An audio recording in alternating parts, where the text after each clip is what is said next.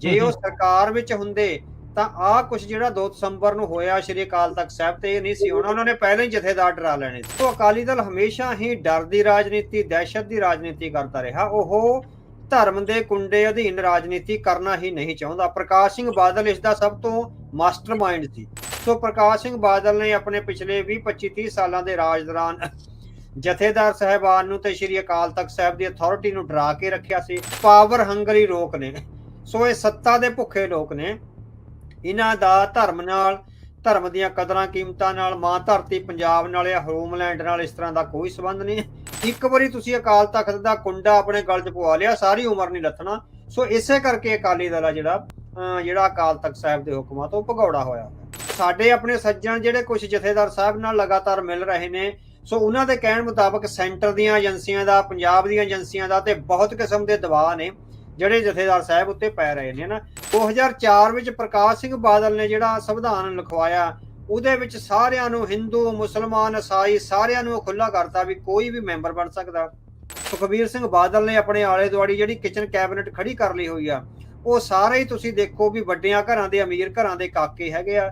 ਉਹਨਾਂ ਦੇ ਤਾਂ ਨਾਵਾਂ ਨਾਲ ਸਿੰਘ ਵੀ ਨਹੀਂ ਲੱਗਦਾ। ਬੰਟੀ ਰਮਾਣਾ ਹਨਾ, ਵੀ ਇਹਦੇ ਨਾਲ ਸਿੰਘ ਨਹੀਂ ਲੱਗ ਰਿਹਾ ਹੈਗਾ ਨਾ। ਹੋਰ ਰੋਜੀ ਬਰਕੰਦੀ, ਮਤਲਬ ਕਿ ਤੁਸੀਂ ਦੇਖੋ ਵੀ ਕੋਈ ਨਾਂ ਹੀ ਨਹੀਂ ਲੱਗਦਾ, ਨਹੀਂ ਵੀ ਗੁਰਸਿੱਖਾਂ ਵਾਲਾ ਨਾਂ ਹੋਊਗਾ ਨਾ। ਸੋ ਇਸੇ ਤਰ੍ਹਾਂ ਹੀ ਹੋਰ ਬਹੁਤ ਨਾ।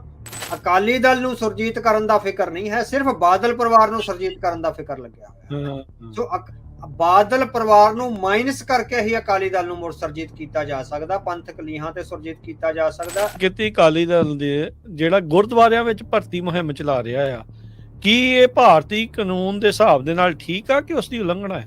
ਹਾਂਜੀ ਬਿਲਕੁਲ, ਇੱਥੇ ਡਬਲ ਸਟੈਂਡਰਡ ਆ ਰਹੇ ਆ ਅਕਾਲੀ ਦਲ ਦੇ। ਅਕਾਲੀ ਦਲ ਅਕਾਲ ਤਖਤ ਦੇ ਜਥੇਦਾਰ ਨੂੰ ਧਮਕੀਆਂ ਦੇ ਰਿਹਾ ਤੇ ਡਰਾ ਰਿਹਾ ਵੀ ਜੇ ਅਸੀਂ ਤਖਤ ਸਾਹਿਬਾਨ ਦੇ ਜਥੇਦਾਰਾਂ ਵੱਲੋਂ ਬਣਾਈ ਗਈ ਕਮੇਟੀ ਦੇ ਅਨੁਸਾਰ ਭਰਤੀ ਸ਼ੁਰੂ ਕਰਦੇ ਆ ਤਾਂ ਸਾਨੂੰ ਭਾਰਤੀ ਚੋਣ ਕਮਿਸ਼ਨ ਸਾਡੀ ਮਾਨਤਾ ਨੂੰ ਰੱਦ ਕਰ ਦਊਗਾ ਹਨਾ। ਸੋ ਇਹ ਤਰਕ ਲੈ ਕੇ ਆਉਂਦੇ ਆ। ਹਾਲਾਂਕਿ ਮਨਜੀਤ ਸਿੰਘ ਖਹਿਰਾ ਤੇ ਹਰਵਿੰਦਰ ਸਿੰਘ ਫੂਲਕਾ ਜਾਂ ਹੋਰ ਵਕੀਲਾਂ ਨੇ ਹੁਣ ਤੁਹਾਨੂੰ ਇੱਕ ਗੱਲ ਦੱਸੀ ਹੈ ਵੀ 5 ਤਰੀਕ ਨੂੰ ਦਿੱਲੀ ਦੀਆਂ ਵਿਧਾਨ ਸਭਾ ਦੀਆਂ ਚੋਣਾਂ ਹੋਣੀਆਂ ਨੇ। ਹਾਂਜੀ।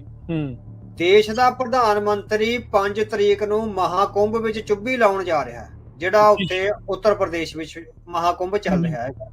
ਉਹ ਚੁੱਭੀ ਲਾਉਣ ਨੂੰ 6 ਤਰੀਕ ਨੂੰ ਵੀ ਜਾ ਸਕਦਾ ਸੀ, 7 ਤਰੀਕ ਨੂੰ ਵੀ ਜਾ ਸਕਦਾ ਸੀ। ਬਿਲਕੁਲ ਉਸੇ ਤਰ੍ਹਾਂ ਨਰਿੰਦਰ ਮੋਦੀ ਦਾ ਧਰਮ ਨਾਲ ਕੋਈ ਸੰਬੰਧ ਨਹੀਂ ਹੈ। ਨਰਿੰਦਰ ਮੋਦੀ ਪੂਰੀ ਤਰ੍ਹਾਂ ਧਰਮ ਨੂੰ ਵੋਟਾਂ ਹਥਿਆਉਣ ਲਈ ਵਰਤ ਰਿਹਾ ਹੈ। 5 ਤਰੀਕ ਨੂੰ ਜਦੋਂ ਦਿੱਲੀ ਵਿੱਚ ਵੋਟਾਂ ਪਾਉਣ ਦਾ ਕੰਮ ਆਰੰਭ ਹੋਊਗਾ, ਭਾਰਤ ਦੇ ਸਾਰੇ ਟੈਲੀਵਿਜ਼ਨ ਚੈਨਲਾਂ ਤੇ ਨਰਿੰਦਰ ਮੋਦੀ ਦੀ ਲਾਈਵ ਕਵਰੇਜ ਹੋਊਗੀ ਉੱਥੇ ਮਹਾਕੁੰਭ ਵਿੱਚ ਚੁੱਭੀ ਲਾਉਂਦੇ ਦੀ। ਉਹਦੇ ਨਾਲ ਹਿੰਦੂ ਵੋਟ ਪ੍ਰਭਾਵਿਤ ਹੋਵੇਗੀ ਜਿਹੜੀ ਭਾਰਤੀ ਜਨਤਾ ਪਾਰਟੀ ਨੂੰ ਪਵੇਗੀ। ਵੀ ਉਹ ਜਿਹੜਾ ਸਿੱਖਾਂ ਨੂੰ ਤੰਗ ਕਰਨ ਵਾਲਾ ਕੋਈ ਵੀ ਐਲੀਮੈਂਟ ਹੈਗਾ ਭਾਰਤੀ ਸਮਾਜ ਵਿੱਚ, ਉਹਦੀ ਜਿਹੜੀ ਸਰਕਾਰ ਹੈ ਸਰਪ੍ਰਸਤੀ ਕਰੇਗੀ। ਸੋ ਸਿੱਖਾਂ ਨੂੰ ਇਹ ਸੰਦੇਸ਼ ਹੈਗਾ ਵੀ ਤੁਹਾਡੇ 30 ਸਾਲਾਂ ਤੋਂ ਬੰਦ ਕੈਦੀਆਂ ਨੂੰ 1 ਘੰਟੇ ਦੀ ਵੀ ਪਰੋਲ ਨਹੀਂ। ਹੁਣ ਤੁਸੀਂ ਦੇਖੋ, ਇੱਕ ਸਿੰਘ ਹੈਗਾ ਡਿਬਰੂਗੜ੍ਹ ਜੇਲ੍ਹ ਵਿੱਚ ਬੰਦ ਆ, ਉਹਦੇ ਮਾਤਾ ਜੀ ਚੜ੍ਹਾਈ ਕਰ ਗਏ ਸੀ। ਕਾਨੂੰਨੀ ਤੌਰ ਤੇ ਇਹ ਦਿੱਤਾ ਗਿਆ ਵੀ ਉਹ 7 ਦਿਨਾਂ ਦੀ ਪਰੋਲ ਤੇ ਆਇਆ, ਪਰ ਉਹ 1 ਘੰਟੇ ਲਈ ਆਪਣੇ ਘਰ ਆਇਆ। ਬਾਕੀ 6 ਦਿਨ ਉਹਨੂੰ CIA ਸਟਾਫ ਵਿੱਚ ਬੰਦ ਰੱਖਿਆ ਗਿਆ ਤੇ 7ਵੇਂ ਦਿਨ ਡਿਬਰੂਗੜ੍ਹ ਭੇਜਤਾ ਹੋਇਆ ਵਾਪਸ ਕਰ। ਜਿਹੜੇ ਕਾਂਗਰਸ ਦੇ ਲੀਡਰ ਨੇ MLA ਪ੍ਰਗਟ ਸਿੰਘ, ਉਹਨਾਂ ਨੇ ਆਪਣੇ ਟਵਿੱਟਰ ਅਕਾਊਂਟ ਤੇ ਸ਼ੋਅ ਕਰਿਆ ਬੰਬੇ ਦੇ ਅਖਬਾਰਾਂ ਵਿੱਚ ਪੂਰੇ ਸਫੇ ਦਾ ਕਲਰਡ ਇਸ਼ਤਿਹਾਰ ਲੱਗਿਆ ਪੰਜਾਬ ਦੇ ਮੁੱਖ ਮੰਤਰੀ ਭਗਵੰਤ ਸਿੰਘ ਮਾਨ ਦਾ ਨਾ। ਸੋ ਇਹ ਹਿਮਾਕਤ ਤਾਂ ਕਦੇ ਅਕਾਲੀ ਦਲ ਔਰ ਕਾਂਗਰਸ ਨੇ ਨਹੀਂ ਸੀ ਕਰੀ ਵੀ ਸਾਨੂੰ ਬੰਬੇ ਦੇ ਅਖਬਾਰਾਂ ਵਿੱਚ ਇਸ਼ਤਿਹਾਰ ਦੇਣ ਦੀ ਕੀ ਜ਼ਰੂਰਤ ਆ, ਉਹ ਵੀ ਪੰਜਾਬ ਸਰਕਾਰ ਦੇ ਫੈਸਲੇ ਪੈਸਿਆਂ ਤੇ। ਇੱਕ ਅਖਬਾਰ ਦਾ ਮੈਗਜ਼ੀਨ ਜਾਨੀ ਇੱਕ ਪੂਰੇ ਸਫੇ ਦਾ ਕਲਰਡ ਮੈਗਜ਼ੀਨ ਹੋਏਗਾ ਪੂਰੇ ਮਹਾਰਾਸ਼ਟਰ ਵਿੱਚ ਜਿਹੜਾ ਛਪਦਾ। ਜੇ 5 ਅਖਬਾਰਾਂ ਵਿੱਚ ਛਪਿਆ, ਇਟ ਮੀਨਸ 5 25 ਕਰੋੜ ਰੁਪਈਆ ਤੁਸੀਂ ਇੱਕ ਦਿਨ 'ਚ ਬਰਬਾਦ ਕਰਤਾ ਪੰਜਾਬ ਦੇ ਟੈਕਸ ਪੇਅਰ ਮਨੀ ਦਾ, ਸਿਰਫ ਮਹਾਰਾਸ਼ਟਰ ਵਿੱਚ। ਸੋ ਇਹ ਜਿਹੜਾ ਗੁਰਦੁਆਰਿਆਂ ਦੇ ਖਿਲਾਫ ਖਬਰ ਆ, ਮੈਂ ਇਹਦਾ ਸਵਾਗਤ ਕਰਦਾ। ਮੈਂ ਉਹ ਅਫਸਰਾਂ ਦੀ ਜਿਹੜੀ ਬਦਸਲੂਕੀ ਹੋਈ ਆ ਉਹਦਾ ਵੀ ਸਵਾਗਤ ਕਰਦਾ ਤੇ ਇਹਦਾ ਵੀ ਮੇਰਾ ਇੱਕ ਤਰਕ ਹੈਗਾ ਵੀ ਜਿੰਨਾ ਇੱਕ ਤਾਂ ਤੁਸੀਂ ਦੇਖੋ ਵੀ ਜਿਹੜੀ ਗੁਰਦੁਆਰਿਆਂ ਦੇ ਖਿਲਾਫ ਉਹਨਾਂ ਨੇ ਖਬਰ ਚਲਾਈ ਹੈ, ਤੁਸੀਂ ਦੇਖੋ ਵੀ ਸਿੱਖ ਇੰਟਰਨੈਸ਼ਨਲ ਲੈਵਲ ਤੇ ਕਿੰਨੇ ਮਜ਼ਬੂਤ ਔਰ ਕਿਸ ਪੱਧਰ ਤੇ ਪਹੁੰਚ ਗਏ ਆ ਹਨਾ। ਸਿੱਖਾਂ ਦੀ ਕੀਮਤ ਕੀ ਪੈ ਗਈ ਆ ਹੋਈ। ਇਹ ਸਾਡੇ ਲਈ ਵਰਦਾਨ ਆ। ਸਿੱਖ ਪੁਲਿਸ ਅਫਸਰਾਂ ਦੀ ਬੇਇੱਜ਼ਤੀ ਹੋਣੀ, ਬੇਪਤੀ ਹੋਣੀ, ਇਹ ਕੌਮ ਲਈ ਵਰਦਾਨ ਆ। ਜਦੋਂ ਟੌਪ ਦੀ ਕਰੀਮੀ ਲੇਅਰ ਦੇ ਗਲ ਨੂੰ ਹੱਥ ਪਊਗਾ ਤਾਂ ਉਹਨਾਂ ਵਿੱਚ ਬੇਗਾਨਗੀ ਆਊਗੀ ਤਾਂ ਕੌਮ ਵਿੱਚ ਇਕਮੁੱਠਤਾ ਆਊਗੀ। ਇਹ ਕੌਮ ਵਿੱਚ ਇਕਮੁੱਠਤਾ ਜਿਹੜੀ ਹੈਗੀ ਆ ਲਿਆਉਣ ਦੇ ਕਾਰਨ ਆ। ਗੁਰੂ ਘਰਾਂ ਦੇ ਖਿਲਾਫ ਜਿਹੜੀ ਇਹ ਸਾਰੀ ਹਾਲਾਂਕਿ ਕੋਈ ਵੀ ਇਹਦਾ ਤੱਥ ਨਹੀਂ, ਕੋਈ ਕੁਛ ਨਹੀਂ, ਬਿਨਾਂ ਹੀ ਗੱਲ ਤੋਂ ਜਿਹੜੀ ਫੈਲਾਈ ਜਾ ਰਹੀ ਹੈ। ਜਦੋਂ ਸਿੱਖ ਨੈਸ਼ਨਲਿਜ਼ਮ ਦਾ ਸਟਰਗਲ ਸ਼ੁਰੂ ਕਰਨਗੇ ਉਦੋਂ ਉਹਨਾਂ ਦੀ ਪੋਲੀਟੀਕਲ ਡੈਸਟਨੀ ਆ ਉਹਨਾਂ ਦੇ ਪੈਰਾਂ ਦੇ ਵਿੱਚ ਡਿੱਗੇ ਗਿਆ। ਆਪਦੇ ਸਾਹਮਣੇ ਲਿਆਂਦਾ ਸੀਗਾ restructuring of Russia and restructuring of Asia ਜਿਹੜੀ ਹੈਗੀ ਆ ਉਹ ਜਿਉਂ ਦੀ ਤਿਉਂ ਖੜੀ ਹੈਗੀ ਆ। ਇਟ ਮੀਨਸ ਪੋਲੀਟੀਕਲ ਲੀਡਰਸ਼ਿਪ ਜਿੱਦਾਂ ਮਰਜ਼ੀ ਬਦਲਦੀ ਰਹੇ, ਜਿਹੜੀ ਅਫਸਰਸ਼ਾਹੀ ਨੇ ਰੋਡ ਮੈਪ ਡਰਾਅ ਕਰ ਲਿਆ ਹੋਇਆ ਉਹਦੇ ਤੇ ਕਿੰਤੂ ਪ੍ਰੰਤ ਨਹੀਂ ਹੋਊਗਾ। 1 ਜਾਂ 2% ਅੱਗੇ ਪਿੱਛੇ ਹੋ ਸਕਦਾ ਹੁੰਦਾ, ਇਹ ਨਹੀਂ ਹੋਏਗਾ ਵੀ 98% ਹੀ ਡੋਨਾਲਡ ਟਰੰਪ ਨੇ ਉਹ ਸਾਰੀ ਸਕੀਮ ਬਦਲਦੀ ਹੋਏਗੀ। ਭਾਰਤ ਨੂੰ ਥਾਂ ਸਿਰ ਲਿਆਉਣ ਦਾ ਜਿਹੜਾ ਹੈਗਾ ਯਤਨ ਕਰ ਰਿਹਾ ਹੈਗਾ। ਸੋ ਹਾਲੇ ਉਹ ਜੇ ਸੀਰੀਅਸ ਨਹੀਂ ਵੀ ਹੈਗਾ, ਪਰ ਘੱਟੋ ਘੱਟ ਸਿੱਖਾਂ ਲਈ ਤਾਂ ਇਹ ਗੱਲ ਹੈਗੀ ਆ ਵੀ ਘੱਟੋ ਘੱਟ ਉਹਨਾਂ ਦਾ ਕੇਸ ਆ ਜਿਹੜਾ ਇੰਟਰਨੈਸ਼ਨਲ ਲੈਵਲ ਤੇ ਸੁਣਿਆ ਜਾਣ ਲੱਗਾ, ਉਹਨਾਂ ਨੂੰ ਕੰਸੀਡਰ ਕੀਤਾ ਜਾਣ ਲੱਗਿਆ। ਪਿਛਲੇ 40 ਸਾਲਾਂ ਦੌਰਾਨ ਤਾਂ ਸਿੱਖਾਂ ਨੂੰ ਕੰਸੀਡਰ ਨਹੀਂ ਸੀ ਕੀਤਾ ਜਾਂਦਾ ਨਾ as a Sikh, as Indian consider ਕੀਤਾ ਜਾਂਦਾ ਸੀ। ਜਦੋਂ ਐਜ਼ ਇੰਡੀਅਨ ਕੰਸੀਡਰ ਹੁੰਦੇ ਸੀ ਉਦੋਂ 100 ਇੰਡੀਅਨ ਖੜੇ ਹੁੰਦੇ ਸੀ ਜਿਹੜੇ ਗੈਰ ਸਿੱਖ ਸੀ ਤੇ 2 ਸਿੱਖ ਖੜੇ ਹੁੰਦੇ ਸੀ, ਉਹਨਾਂ ਨੂੰ ਪੁੱਛਦਾ ਹੀ ਕੋਈ ਨਹੀਂ ਸੀ ਨਾ। ਹੁਣ ਜਦੋਂ ਐਜ਼ ਏ ਸਿੱਖ ਤੁਹਾਨੂੰ ਕੰਸੀਡਰ ਕਰ ਰਹੇ ਆ ਤਾਂ 100% ਵੇਟੇਜ ਤੁਹਾਡੀ ਐਜ਼ ਏ ਸਿੱਖ ਆ ਜਿਹੜੀ ਉਹ ਕੰਸੀਡਰ ਹੁੰਦੀ ਆ। ਸੋ ਇਹ ਸਿੱਖਾਂ ਲਈ ਕਮਾਉਣ ਵਾਲੀ ਗੱਲ ਹੈਗੀ ਆ ਵੀ ਸਾਨੂੰ ਐਜ਼ ਏ ਸਿੱਖ ਨੇਸ਼ਨ ਦੇ ਤੌਰ ਤੇ ਇੰਟਰਨੈਸ਼ਨਲ ਲੈਵਲ ਤੇ ਕੰਸੀਡਰੇਸ਼ਨ ਮਿਲੀ ਹੈਗੀ ਆ। ਜਦੋਂ ਹੁਣ ਸੀਜ਼ ਫਾਇਰ ਹੋਇਆ, ਸੀਜ਼ ਫਾਇਰ ਤੋਂ ਬਾਅਦ ਤੁਸੀਂ ਦੇਖੋ 4 ਬੱਚੀਆਂ ਜਿਹੜੀਆਂ ਮਿਲਟਰੀ ਦੀਆਂ ਆਫੀਸਰ ਸੀ, ਜਿਸ ਸ਼ਾਨੋ ਸ਼ੌਕਤ ਨਾਲ ਬਕਾਇਦਾ ਆਪਣੀਆਂ ਮੋਹਰਾਂ ਲਾ ਕੇ ਰੈੱਡ ਕਰਾਸ ਨੂੰ ਉਹਨਾਂ ਨੇ ਸੌਂਪੀਆਂ ਨੇ, ਜਾਂ ਫਿਰ ਆਪਣੇ ਵੀ ਕੈਦੀ ਛੁਡਵਾਏ ਆ। 4-4 ਬੰਦਿਆਂ ਪਿੱਛੇ 200-200 ਕੈਦੀ ਉਹਨਾਂ ਨੇ ਆਪ ਦਾ ਛੁਡਵਾਇਆ। ਸੋ ਇਟ ਮੀਨਸ ਜਿਹੜੀ ਨੈਤਿਕ ਜੰਗ ਹੈਗੀ ਆ ਉਹ ਨੇਤਨਯਾਹੂ ਹਾਰ ਗਿਆ ਹੋਇਆ। ਸੋ ਜੇ ਉਹਨੇ ਜੰਗ ਲੜਨੀ ਵੀ ਸੀ ਕੁਝ ਐਥਿਕਸ ਦੇ ਆਧਾਰ ਤੇ ਲੜਨੀ ਚਾਹੀਦੀ ਸੀ। ਪੰਜਾਬੀ ਰੇਡੀਓ USA ਸੁਣ ਰਹੇ ਦੇਖ ਰਹੇ ਸਾਰੇ ਹੀ ਸਰੋਤਿਆਂ ਤੇ ਦਰਸ਼ਕਾਂ ਨੂੰ ਨਿੱਕੀ ਜੀ ਆਇਆਂ ਨੂੰ, ਸਭ ਨੂੰ ਪਿਆਰ ਭਰੀ ਸਤਿ ਸ੍ਰੀ ਅਕਾਲ। ਸਰੋਤਿਓ, ਮੈਂ ਰਾਜਕਨਵੀਰ ਸਿੰਘ ਅੱਜ ਦੇ ਇਸ ਵਿਸ਼ੇਸ਼ ਪ੍ਰੋਗਰਾਮ ਦੇ ਵਿੱਚ ਤੁਹਾਨੂੰ ਜੀ ਆਇਆਂ ਨੂੰ ਆਖਦੇ ਹਾਂ। ਆਪਣੇ ਨਾਲ ਅੱਜ ਜੁੜ ਚੁੱਕੇ ਨੇ ਜਰਨਲਿਸਟ ਅਵਤਾਰ ਸਿੰਘ ਜੀ। ਉਹਨਾਂ ਦੇ ਨਾਲ ਪੰਜਾਬ ਦੇ ਵਿੱਚ ਜੋ ਪੰਥਕ ਮਸਲਾ ਚੱਲ ਰਿਹਾ ਹੈ ਉਸ ਨੂੰ ਲੈ ਕੇ ਤੇ ਜੋ ਅੰਤਰਰਾਸ਼ਟਰੀ ਪੱਧਰ ਦੇ ਉੱਤੇ ਸਥਿਤੀਆਂ ਚੇਂਜ ਹੋ ਰਹੀਆਂ ਆ ਉਸ ਬਾਰੇ ਜਿਹੜੀ ਗੱਲਬਾਤ ਕਰਾਂਗੇ। ਅਵਤਾਰ ਸਿੰਘ ਜੀ, ਜੀ ਆਇਆਂ ਨੂੰ। ਵਾਹਿਗੁਰੂ ਜੀ ਕਾ ਖਾਲਸਾ, ਵਾਹਿਗੁਰੂ ਜੀ ਕੀ ਫਤਿਹ। ਵਾਹਿਗੁਰੂ ਜੀ ਕਾ ਖਾਲਸਾ, ਵਾਹਿਗੁਰੂ ਜੀ ਕੀ ਫਤਿਹ ਭਾਜੀ। ਅਵਤਾਰ ਸਿੰਘ ਜੀ, ਗੱਲਬਾਤ ਦੀ ਜਿਹੜੀ ਆ ਉਹ ਸ਼ੁਰੂਆਤ ਕਰਦੇ ਆ ਅਕਾਲੀ ਦਲ ਦਾ ਜਿਹੜਾ ਸੰਕਟ ਚੱਲ ਰਿਹਾ ਆ ਉਸ ਨੂੰ ਲੈ ਕੇ। ਅਕਾਲੀ ਦਲ ਸ਼੍ਰੀ ਅਕਾਲ ਤਖਤ ਸਾਹਿਬ ਦੇ ਹੁਕਮਨਾਮਿਆਂ ਤੋਂ ਹੁਣ ਭਗੌੜਾ ਹੋ ਰਿਹਾ ਆ। ਇਸ ਦੇ ਕੀ ਤੁਸੀਂ ਜਿਹੜੇ ਉਹ ਕਾਰਨ ਦੇਖਦੇ ਆ? ਜਿਹੜੀ ਜਿਸ ਦਿਨ ਇਹਨਾਂ ਨੂੰ ਸਜ਼ਾ ਲਾਈ ਗਈ ਸੀ, ਜੋ ਆਪਾਂ ਉੱਥੇ ਦੇਖਿਆ, ਅੱਜ ਉਸ ਤੋਂ ਕੁਝ ਮਹੀਨਿਆਂ ਬਾਅਦ ਆਪਾਂ ਦੇਖ ਰਹੇ ਹਾਂ ਤੇ ਸਥਿਤੀ ਕਾਫੀ ਬਦਲੀ ਜੀ ਨਜ਼ਰ ਆ ਰਹੀ। ਹਾਂਜੀ ਹਾਂਜੀ, ਵੈਸੇ ਜੇ ਕਹਿਣਾ ਜਾ ਹੋਵੇ ਕੋਈ ਅਚੰਭਾ ਨਹੀਂ ਹੈ। ਅਕਾਲੀ ਦਲ ਹਮੇਸ਼ਾ ਹੀ ਬਾਗੀ ਰਿਹਾ ਅਕਾਲ ਤਖਤ ਸਾਹਿਬ ਤੋਂ ਔਰ ਉਹਨਾਂ ਸਾਰੀਆਂ ਸੰਸਥਾਵਾਂ ਤੋਂ ਜਿਹੜੀਆਂ ਅਕਾਲੀ ਦਲ ਨੂੰ ਕਿਸੇ ਜਿਹੜੇ ਕਹਿੰਦੇ ਨੇ ਵੀ ਐਥਿਕ ਬਾਉਂਡਰੀਜ਼ ਵਿੱਚ ਲੈ ਕੇ ਆਉਂਦੀਆਂ ਸੀ, ਜਿਹੜੀਆਂ ਕਦਰਾਂ ਕੀਮਤਾਂ ਵਾਲੀ ਰਾਜਨੀਤੀ ਕਰਨ ਲਈ ਕਹਿੰਦੀਆਂ ਰਹੀਆਂ। ਸੋ ਘੱਟੋ ਘੱਟ 30-35 ਸਾਲਾਂ ਤੋਂ 1997 ਵਾਲੀ ਆਪਣੀ ਜਿੱਤ ਤੋਂ ਬਾਅਦ ਅਕਾਲੀ ਦਲ ਆ ਜਿਹੜਾ ਬਾਗੀ ਹੋਇਆ ਫਿਰਦਾ। ਸੋ ਲਗਾਤਾਰ ਹੀ ਬਾਗੀ ਰਿਹਾ। ਉਹ ਪਹਿਲੀਆਂ ਸਾਲਾਂ 'ਚ ਇਹ ਸੀ ਵੀ ਸਰਕਾਰ ਅਕਾਲੀ ਦਲ ਦੀ ਹੁੰਦੀ ਸੀ, ਇਸ ਲਈ ਉਹ ਡਰਾ ਧਮਕਾ ਲੈਂਦੇ ਸੀ। ਹੁਣ ਆਪਾਂ ਆਮ ਆਦਮੀ ਪਾਰਟੀ ਦੀ ਸਰਕਾਰ ਨੇ ਪੰਜਾਬ ਵਿੱਚ ਹੋਰ ਕੁਝ ਕਰਿਆ ਹੋਵੇ ਜਾਂ ਨਾ ਕਰਿਆ ਹੋਵੇ, ਪਰ ਆਮ ਆਦਮੀ ਦੀ ਪਾਰਟੀ ਦੀ ਸਰਕਾਰ ਦਾ ਆਪਾਂ ਨੂੰ ਸਿੱਖਾਂ ਨੂੰ ਇਹ ਫਾਇਦਾ ਹੋਇਆ ਵੀ ਉਹਨੇ ਅਕਾਲੀ ਦਲ ਦਾ ਇਹ ਨੰਗ ਜ਼ਾਹਰ ਕਰ ਦਿੱਤਾ। ਜੇ ਉਹ ਸਰਕਾਰ ਵਿੱਚ ਹੁੰਦੇ ਤਾਂ ਆਹ ਕੁਝ ਜਿਹੜਾ 2 ਦਸੰਬਰ ਨੂੰ ਹੋਇਆ ਸ਼੍ਰੀ ਅਕਾਲ ਤਖਤ ਸਾਹਿਬ ਤੇ ਇਹ ਨਹੀਂ ਸੀ ਹੋਣਾ, ਉਹਨਾਂ ਨੇ ਪਹਿਲਾਂ ਹੀ ਜਥੇਦਾਰ ਡਰਾ ਲੈਣੇ ਸੀ। ਸੋ ਅਕਾਲੀ ਦਲ ਹਮੇਸ਼ਾ ਹੀ ਡਰ ਦੀ ਰਾਜਨੀਤੀ, ਦਹਿਸ਼ਤ ਦੀ ਰਾਜਨੀਤੀ ਕਰਦਾ ਰਿਹਾ। ਉਹ ਧਰਮ ਦੇ ਕੁੰਡੇ ਅਧੀਨ ਰਾਜਨੀਤੀ ਕਰਨਾ ਹੀ ਨਹੀਂ ਚਾਹੁੰਦਾ। ਪ੍ਰਕਾਸ਼ ਸਿੰਘ ਬਾਦਲ ਇਸ ਦਾ ਸਭ ਤੋਂ ਮਾਸਟਰਮਾਈਂਡ ਸੀ। ਉਹ ਕਦੇ ਵੀ ਨੈਤਿਕ ਕਦਰਾਂ ਕੀਮਤਾਂ ਵਾਲੀ ਰਾਜਨੀਤੀ ਕਰਨ ਦਾ ਹਮਾਇਤੀ ਨਹੀਂ ਰਿਹਾ। ਉਹ ਸੀਗਾ ਵੀ ਲੁੱਟਮਾਰ ਕਰੋ, ਜਾਂ ਜਿਹੜੀ ਇੱਕ ਕਹਿ ਸਕਦੇ ਆ ਵੀ ਆਪਾਂ ਸੰਵੇਦਨਤਾ ਤੋਂ ਵਿਹੂਣੀ ਆ, ਜਿਹੜੀ ਸੈਂਸਿਟੀਵਿਟੀ ਤੋਂ ਵਿਹੂਣੀ ਰਾਜਨੀਤੀ, ਵੀ ਬਿਲਕੁਲ ਰੁੱਖੀ ਸੁੱਕੇ ਹੋਏ ਦਰਖਤ ਵਰਗੀ ਜਿਹੜੀ ਰਾਜਨੀਤੀ ਆ, ਉਹ ਜਿਹੜੀ ਇਮੋਸ਼ਨਲੈਸ ਰਾਜਨੀਤੀ ਆ, ਜਿਹੜੀ ਉਹ ਭਾਰਤ ਵਿੱਚ ਵੀ ਜਿਹੜਾ ਭਾਰਤੀ ਮਾਡਲ ਆ ਰਾਜਨੀਤੀ ਦਾ ਉਹੀ ਹੈਗਾ। ਸੋ ਪ੍ਰਕਾਸ਼ ਸਿੰਘ ਬਾਦਲ ਨੇ ਆਪਣੇ ਪਿਛਲੇ 20-25-30 ਸਾਲਾਂ ਦੇ ਰਾਜ ਦੌਰਾਨ ਜਥੇਦਾਰ ਸਾਹਿਬਾਨ ਨੂੰ ਤੇ ਸ਼੍ਰੀ ਅਕਾਲ ਤਖਤ ਸਾਹਿਬ ਦੀ ਅਥਾਰਟੀ ਨੂੰ ਡਰਾ ਕੇ ਰੱਖਿਆ ਸੀ। ਹੁਣ ਹੈਗਾ ਵੀ ਉਹਨਾਂ ਕੋਲ ਸੱਤਾ ਨਹੀਂ ਰਹੀ, 10 ਸਾਲਾਂ ਤੋਂ ਢਾਂਚਾ ਕਮਜ਼ੋਰ ਹੋਇਆ, ਇਸ ਕਰਕੇ ਆ ਜਿਹੜੇ ਉਹ ਸਾਰਾ ਕੁਝ ਸਾਹਮਣੇ ਆ ਰਿਹਾ ਹੈਗਾ। ਸੋ ਲਗਾਤਾਰ ਇਹ ਪਹਿਲੇ ਦਿਨ ਤੋਂ ਹੀ 1997 ਤੋਂ ਬਾਅਦ ਇਹ ਅਕਾਲ ਤਖਤ ਸਾਹਿਬ ਦੇ ਹੁਕਮਾਂ ਤੋਂ ਭਗੌੜੇ ਰਹੇ ਆ। ਹੁਣ ਵੀ ਤੁਸੀਂ ਦੇਖੋ 2 ਦਸੰਬਰ ਨੂੰ ਸਾਰਾ ਕੁਝ ਮੰਨਿਆ ਵੀ ਹਾਂ ਅਸੀਂ ਵੱਡੇ ਗੁਨਾਹ ਕਰੇ ਆ, ਤੋ ਜਿਉਂ ਹੀ ਸਜ਼ਾ ਪੂਰੀ ਹੋਈ, ਸਰਟੀਫਿਕੇਟ ਮਿਲਿਆ ਵੀ ਸਜ਼ਾ ਪੂਰੀ ਹੋ ਗਈ, ਤਾਂ ਇੱਕਦਮ ਕਹਿਣਾ ਸ਼ੁਰੂ ਕਰਤਾ ਜੀ ਮੈਂ ਤਾਂ ਆਪਣੇ ਗਲ ਉਦਾਂ ਹੀ ਝੋਲੀ ਪਵਾ ਲਈ ਸੀ, ਮੈਂ ਕਰਿਆ ਕੁਛ ਨਹੀਂ। ਜਾਣੀ ਉਹ ਨੈਤਿਕ ਤੌਰ ਤੇ ਸ਼੍ਰੀ ਅਕਾਲ ਤਖਤ ਸਾਹਿਬ ਦੀ ਅਥਾਰਟੀ ਨੂੰ ਚੈਲੰਜ ਕਰ ਰਿਹਾ ਸੁਖਬੀਰ ਸਿੰਘ ਬਾਦਲ। ਹੁਣ ਜਿਹੜਾ ਦੂਸਰਾ ਮਸਲਾ ਸੀਗਾ ਵੀ 7 ਮੈਂਬਰੀ ਕਮੇਟੀ ਰਾਹੀਂ ਜਿਹੜੀ ਵਿਧਾਨ ਦੀ ਚੋਣ ਹੋਣੀ ਸੀ, ਸਾਰੇ ਮੈਂਬਰਸ਼ਿਪ ਦੀ ਚੋਣ ਹੋਣੀ ਸੀ, ਉਹਨੂੰ ਦਰਕਿਨਾਰ ਕਰਕੇ ਜਿਸ ਤਰ੍ਹਾਂ ਆਪਣੀਆਂ ਤਕਨੀਕੀ ਜਿਹੜੇ ਝੂਠ ਬੋਲ ਰਿਹਾ ਅਕਾਲੀ ਦਲ ਦੀ ਲੀਡਰਸ਼ਿਪ, ਖਾਸ ਕੇ ਦਲਜੀਤ ਸਿੰਘ ਚੀਮਾ ਜਿਹਨੂੰ ਅੱਗੇ ਕਰਿਆ ਹੋਇਆ ਉਹਨਾਂ ਨੇ ਜੀ, ਉਹ ਹੈਗਾ ਜਿਹੜਾ ਸਾਰਾ ਅਕਾਲ ਤਖਤ ਸਾਹਿਬ ਦੇ ਹੁਕਮਾਂ, ਸ਼੍ਰੀ ਗੁਰੂ ਹਰਗੋਬਿੰਦ ਪਾਤਸ਼ਾਹ ਦੀ ਜਿਹੜੀ ਉਹ ਸੰਸਥਾ ਹੈਗੀ ਆ ਉਹਦੇ ਹੁਕਮਾਂ ਨੂੰ ਉਹ ਦਰਕਰਾਰ ਕਰਕੇ ਇਹ ਸਿਰਫ ਪਾਵਰ ਹੰਗਰੀ ਲੋਕ ਨੇ। ਸੋ ਇਹ ਸੱਤਾ ਦੇ ਭੁੱਖੇ ਲੋਕ ਨੇ। ਇਹਨਾਂ ਦਾ ਧਰਮ ਨਾਲ, ਧਰਮ ਦੀਆਂ ਕਦਰਾਂ ਕੀਮਤਾਂ ਨਾਲ, ਮਾਂ ਧਰਤੀ ਪੰਜਾਬ ਨਾਲ ਜਾਂ ਹੋਮਲੈਂਡ ਨਾਲ ਇਸ ਤਰ੍ਹਾਂ ਦਾ ਕੋਈ ਸੰਬੰਧ ਨਹੀਂ। ਸੋ ਇਹ ਲਗਾਤਾਰ ਅਕਾਲੀ ਦਲ ਜਿਹੜਾ ਤਲਾਂਜਲੀ ਦੇ ਰਿਹਾ, ਅਸਲ 'ਚ ਇਹ ਆਪਣੀ ਰਵਾਇਤ 'ਚੋਂ ਹੀ ਕੰਮ ਕਰ ਰਿਹਾ। ਜਿਹੜੇ ਇਹਦੇ ਮੈਨੇਜਰ ਨੇ, ਕੁਝ ਪੱਤਰਕਾਰ ਨੇ, ਕੁਝ ਮੀਡੀਆ ਐਡਵਾਈਜ਼ਰ ਨੇ, ਉਹ ਲਗਾਤਾਰ ਉਹਨੂੰ ਇਹ ਸਲਾਹਾਂ ਦੇ ਰਹੇ ਨੇ ਵੀ ਜੇ ਤੁਸੀਂ ਅਕਾਲ ਤਖਤ ਦੇ ਅਧੀਨ ਰਾਜਨੀਤੀ ਕਰਨ ਲੱਗੇ ਤਾਂ ਤੁਹਾਨੂੰ ਉਹ ਲੁੱਟਮਾਰ, ਉਹ ਭ੍ਰਿਸ਼ਟਾਚਾਰ ਤੇ ਉਹ ਜਿਹੜਾ ਜੋ ਕੁਝ ਵੀ ਤੁਸੀਂ ਗਲਤ ਕੰਮ ਕਰਦੇ ਹੋ ਉਹ ਨਹੀਂ ਕਰਨੇ ਪੈਣਗੇ। ਸੋ ਜੇ ਇੱਕ ਵਾਰੀ ਤੁਸੀਂ ਅਕਾਲ ਤਖਤ ਦਾ ਕੁੰਡਾ ਆਪਣੇ ਗਲ 'ਚ ਪਵਾ ਲਿਆ, ਸਾਰੀ ਉਮਰ ਨਹੀਂ ਲੱਥਣਾ। ਸੋ ਇਸੇ ਕਰਕੇ ਅਕਾਲੀ ਦਲ ਆ ਜਿਹੜਾ ਅਕਾਲ ਤਖਤ ਸਾਹਿਬ ਦੇ ਹੁਕਮਾਂ ਤੋਂ ਭਗੌੜਾ ਹੋਇਆ। ਸੋ ਇਹ ਤਾਂ ਹੁਣ ਦੇਖੋ, ਇਹ ਚਿੰਤਾਜਨਕ ਜਿਹੜੀ ਇਹ ਗੱਲ ਜ਼ਰੂਰ ਬਣਦੀ ਹੈ ਜਦੋਂ ਗੁਰੂ ਸਾਹਿਬਾਨ ਨੇ ਕਿਹਾ ਵੀ ਤੁਸੀਂ ਰਾਜਨੀਤੀ ਵੀ ਕਰਨੀ ਆ ਤੇ ਧਰਮ ਨੂੰ ਜਿਹੜਾ ਮੋਹਰੇ ਰੱਖ ਕੇ ਜਿਹੜਾ ਕਰਨਾ ਹੈ। ਤੇ ਜੇ ਉਹ ਚਾਹ ਰਹੇ ਨੇ, ਜੇ ਸਿੱਖ ਵੀ ਚਾਹੁੰਦੇ ਨੇ ਵੀ ਉਸ ਤਰੀਕੇ ਤੋਂ ਜਿਹੜੀ ਆ ਉਹ ਜੇ ਬਾਗਡੋਰ ਵੀ ਇਹਨਾਂ ਦੇ ਹੱਥ 'ਚ ਆਉਂਦੀ ਆ ਜਾਂ ਕੋਈ ਵੀ ਕਰਦੇ ਵੀ ਧਰਮ ਨੂੰ ਮੁੱਖ ਰੱਖ ਕੇ ਜਿਹੜਾ ਚੱਲਣ, ਪਰ ਜਿੱਦਾਂ ਤੁਸੀਂ ਕਿਹਾ ਵੀ ਇਹ ਪਰੇ ਨੂੰ ਹੁੰਦੇ ਜਾ ਰਹੇ ਆ। ਸ਼੍ਰੀ ਅਕਾਲ ਤਖਤ ਸਾਹਿਬ ਦੇ ਜਥੇਦਾਰ ਵੀ ਕੋਈ ਸਖਤ ਫੈਸਲਾ ਨਹੀਂ ਲੈ ਰਹੇ।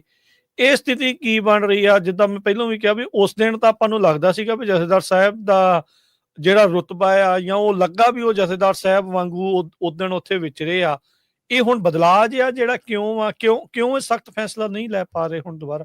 ਹਾਂਜੀ, ਇਤਿਹਾਸ ਵਿੱਚ ਕੁਝ ਪਲ ਹੀ ਹੁੰਦੇ ਆ, ਜਿਹੜੇ ਕੁਝ ਪਲ ਹੁੰਦੇ ਆ ਨਾ, ਜਿਹੜੇ ਕੀਮਤੀ ਪਲ ਹੁੰਦੇ ਆ, ਉਹ ਕੀਮਤੀ ਪਲ ਆਪਾਂ 2 ਦਸੰਬਰ ਨੂੰ ਦੇਖੇ ਹੈਗੇ ਆ, ਜਿੱਥੇ ਖਾਲਸਾ ਪੰਥ ਦੀਆਂ ਪਰੰਪਰਾਵਾਂ, ਖਾਲਸਾ ਪੰਥ ਦੀਆਂ ਰਵਾਇਤਾਂ ਤੇ ਸੰਸਕਾਰ ਆ ਜਿਹੜੇ ਉਹਨਾਂ ਦਾ ਆਪਾਂ ਇੱਕ ਜਲਾਓ ਬਿਖਰਦਾ ਦੇਖਿਆ 2 ਦਸੰਬਰ ਨੂੰ।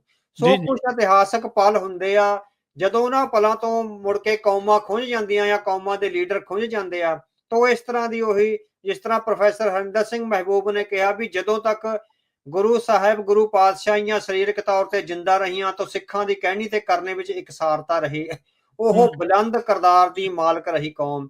ਸੋ ਗੁਰੂ ਸਾਹਿਬ ਦੇ ਅਕਾਲ ਚਲਾਣਿਆਂ ਤੋਂ ਬਾਅਦ ਫਿਰ ਜਦੋਂ ਕੌਮ ਆਪਣੇ ਰਾਇਬਰਾਂ ਦੀ ਸਿੱਖਿਆ ਤੋਂ ਥੋੜੀ ਦੂਰ ਹੋਣ ਲੱਗ ਜਾਂਦੀ ਆ ਤਾਂ ਉਹਦੇ ਵਿੱਚ ਜਿਹੜੀਆਂ ਵਿਪਰਨ ਕੀ ਰੀਤ ਵਾਲੀਆਂ ਜਿਹੜੀਆਂ ਰਵਾਇਤਾਂ ਨੇ ਉਹ ਆ ਜਾਂਦੀਆਂ ਹੈਗੀਆਂ। ਸੋ ਜਿਹੜਾ 2 ਦਸੰਬਰ ਦਾ ਜਲਾਓ ਸੀ, ਉਹ ਤੋਂ ਬਾਅਦ ਹੁਣ ਦੇਖ ਰਹੇ ਆ ਵੀ ਇੱਕ ਤਾਂ ਉਹਨਾਂ ਨੇ, ਅਕਾਲੀ ਦਲ ਵਾਲਿਆਂ ਨੇ ਬੜੀ ਘਿਨਾਉਣੀ ਚਾਲ ਚੱਲੀ ਆ ਵੀ ਗਿਆਨੀ ਹਰਪ੍ਰੀਤ ਸਿੰਘ ਨੂੰ ਵੱਖ ਕਰ ਲਿਆ ਹੋਇਆ। ਸੋ ਉਹਦੇ ਖਿਲਾਫ ਜਿਸ ਕਿਸਮ ਦੀ ਅਸ਼ਲੀਲਤਾ ਭਰੀ ਜਿਹੜੀ ਉਹਦੇ ਕਰੈਕਟਰ ਅਸੈਸੀਨੇਸ਼ਨ ਕੀਤੀ ਗਈ, ਉਹ ਪੜ੍ਹੇ ਲਿਖੇ ਜਥੇਦਾਰ ਦੇ ਖਿਲਾਫ, ਔਰ ਜਿਹਦੇ ਵਿੱਚ ਪੰਥ ਨੂੰ ਅਗਵਾਈ ਦੇਣ ਦੀ ਸਮਰੱਥਾ ਹੈ, ਜਿਹੜਾ ਆਪਣੀ ਜਥੇਦਾਰੀ ਦੀ ਰਵਾਇਤ ਨੂੰ ਜਾਣਦਾ ਹੈ, ਜਿਹਨੂੰ ਪਤਾ ਹੈ ਵੀ ਖਾਲਸਾ ਪੰਥ ਨਾਲ ਬਹੁਤ ਵੱਡੇ ਪੱਧਰ ਤੇ ਧੋਖਾ ਹੋ ਰਿਹਾ, ਵੀ ਉਹਦੇ ਤੇ ਅਸ਼ਲੀਲ ਕਿਸਮ ਦੇ ਇਲਜ਼ਾਮ ਲਾ ਕੇ ਉਹਨਾਂ ਦੋਵਾਂ ਜਥੇਦਾਰਾਂ ਨੂੰ ਆਪਸ ਵਿੱਚ ਪਾੜ ਦਿੱਤਾ ਗਿਆ ਹੈ। ਤੇ ਹੁਣ ਗਿਆਨੀ ਰਘਬੀਰ ਸਿੰਘ ਆ ਜਿਹੜੇ ਉਹ ਇੱਕ ਤਰ੍ਹਾਂ ਨਾਲ ਕਮਜ਼ੋਰ ਪੈ ਰਹੇ ਨੇ, ਇਕੱਲੇ ਹੋ ਰਹੇ ਆ, ਉਹਨਾਂ ਨੂੰ ਡਟ ਕੇ ਸਟੈਂਡ ਲੈਣਾ ਚਾਹੀਦਾ ਸੀ, ਵੀ ਜਿਸ ਤਰ੍ਹਾਂ ਵੀ ਗਿਆਨੀ ਹਰਪ੍ਰੀਤ ਸਿੰਘ ਦੇ ਹੱਕ ਵਿੱਚ ਸਟੈਂਡ ਲੈਣਾ ਚਾਹੀਦਾ ਸੀ। ਸੋ ਉਹ ਹੁਣ ਗੱਲੀ ਬਾਤੀ ਦਾ ਕਹੀ ਜਾਂਦੇ ਆ ਵੀ ਤੁਸੀਂ ਜਿਹੜੀ ਸ਼੍ਰੋਮਣੀ ਕਮੇਟੀ ਦੀ 3 ਮੈਂਬਰੀ ਕਮੇਟੀ ਆ ਉਹ ਕਾਰਜ ਨਹੀਂ ਕਰ ਸਕਦੀ। ਉਹਨਾਂ ਨੂੰ ਅਕਾਲ ਤਖਤ ਦੀ ਫਸੀਲ ਤੋਂ ਇਹ ਹੁਕਮਨਾਮਾ ਜਾਰੀ ਕਰਨਾ ਚਾਹੀਦਾ ਵੀ ਤੁਹਾਡੀ ਜ਼ਰੂਰਤ ਕਿੱਦਾਂ ਪਈ ਇੱਕ ਜਥੇਦਾਰ ਦੇ ਖਿਲਾਫ ਹੁਕਮਨਾਮਾ ਜਾਰੀ ਕਰਨ ਦੀ ਔਰ ਉਹਦੀ ਜਾਂਚ ਕਰਨ ਦੀ, ਵੀ ਉਹ ਅਕਾਲ ਤਖਤ ਦਾ ਜਥੇਦਾਰ ਉਹ ਕਮੇਟੀ ਭੰਗ ਕਰ ਸਕਦਾ ਔਰ ਇਹ ਆਦੇਸ਼ ਦੇ ਸਕਦਾ ਵੀ ਗਿਆਨੀ ਹਰਪ੍ਰੀਤ ਸਿੰਘ ਆ ਜਿਹੜੀ ਸਾਡੀ ਟੀਮ ਦੇ ਮੈਂਬਰ ਹੈਗੇ ਆ। ਹੁਣ ਜਿਹੜੀ 28 ਤਰੀਕ ਨੂੰ ਮੀਟਿੰਗ ਬੁਲਾਈ ਸੀ ਉਹਦੇ ਵਿੱਚ ਵੀ ਗਿਆਨੀ ਹਰਪ੍ਰੀਤ ਸਿੰਘ ਨੂੰ ਬੁਲਾਇਆ ਨਹੀਂ ਸੀ ਗਿਆ। ਇਟ ਮੀਨਸ ਜਥੇਦਾਰ ਸਾਹਿਬ ਆ ਜਿਹੜੇ ਹਲੇ ਕਲੀਅਰ ਨਹੀਂ ਹੋ ਰਹੇ, ਉਹਨਾਂ ਵਿੱਚ ਕੋਈ ਦੁਬਿਧਾ ਹੈ ਹਾਲੇ। ਠੀਕ ਹੈ, ਸਾਡੇ ਤਖਤ ਦੇ ਜਥੇਦਾਰ ਆ, ਅਸੀਂ ਉਹਨਾਂ ਦੇ ਖਿਲਾਫ ਕੋਈ ਵੀ ਗਲਤ ਬਿਆਨਬਾਜ਼ੀ ਇਸ ਤਰ੍ਹਾਂ ਨਹੀਂ ਕਰਾਂਗੇ। ਜਸਟ ਐਜ਼ ਏ ਗੁਰਸਿੱਖ ਜਾਂ ਸਿੱਖਾਂ ਦਾ ਪਾਰਟ ਹੋਣ ਦੇ ਨਾਤੇ ਅਸੀਂ ਇਹ ਵਿਚਾਰ ਕਰ ਰਹੇ ਹੈਗੇ ਆ ਵੀ ਉਹਨਾਂ ਦੇ ਵਿੱਚ ਕਮਜ਼ੋਰੀ ਆਈ ਆ। ਹਾਲੇ ਅਸੀਂ ਜਿਸ ਕਿਸਮ ਦੀ ਬੁਰਛਾਗਰਦ ਅਪਰੋਚ ਜਥੇਦਾਰ ਸਾਹਿਬ ਦੇ ਖਿਲਾਫ ਅਪਣਾਈ ਜਾ ਰਹੀ ਆ ਵੀ ਬਾਦਲਾਂ ਦੇ ਪਿੱਠੂ ਨੇ ਜਾਂ ਉਹ, ਇਸ ਤਰ੍ਹਾਂ ਨਹੀਂ ਕਹਿਣਾ ਚਾਹੀਦਾ ਸਾਨੂੰ। ਹਾਲੇ ਆਪਾਂ ਟਾਈਮ ਵਿਚਾਰੀਏ, ਦੇਖੀਏ, ਜਥੇਦਾਰ ਸਾਹਿਬ ਨੂੰ ਵੀ ਟਾਈਮ ਦਈਏ। ਸੋ ਸਾਡੇ ਆਪਣੇ ਸੱਜਣ ਜਿਹੜੇ ਕੁਝ ਜਥੇਦਾਰ ਸਾਹਿਬ ਨਾਲ ਲਗਾਤਾਰ ਮਿਲ ਰਹੇ ਨੇ, ਸੋ ਉਹਨਾਂ ਦੇ ਕਹਿਣ ਮੁਤਾਬਕ ਸੈਂਟਰ ਦੀਆਂ ਏਜੰਸੀਆਂ ਦਾ, ਪੰਜਾਬ ਦੀਆਂ ਏਜੰਸੀਆਂ ਦਾ ਤੇ ਬਹੁਤ ਕਿਸਮ ਦੇ ਦਬਾਅ ਨੇ ਜਿਹੜੇ ਜਥੇਦਾਰ ਸਾਹਿਬ ਉੱਤੇ ਪੈ ਰਹੇ ਨੇ ਨਾ।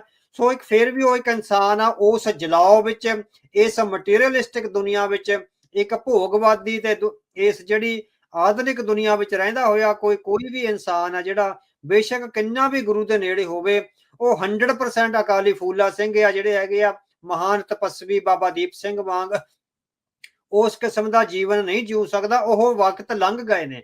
ਸੋ ਹੁਣ ਕਮਜ਼ੋਰੀਆਂ ਜੀਵਨ ਦੀਆਂ, ਪਰਿਵਾਰਾਂ ਦਾ, ਬੱਚਿਆਂ ਦੀ ਸੈਟਲਮੈਂਟ, ਇਹ ਬਹੁਤ ਕੁਛ ਆ ਜਿਹੜਾ ਸਾਹਮਣੇ ਆ ਜਾਂਦਾ ਹੈਗਾ। ਹਾਲ ਦੀ ਘੜੀ ਆਪਾਂ ਜਥੇਦਾਰ ਸਾਹਿਬ ਦੇ ਖਿਲਾਫ ਕੋਈ ਗਲਤ ਬਿਆਨਬਾਜ਼ੀ ਆ ਇਸ ਤਰ੍ਹਾਂ ਨਾ ਕਰੀਏ, ਉਹਨਾਂ ਨੂੰ ਟਾਈਮ ਦਈਏ।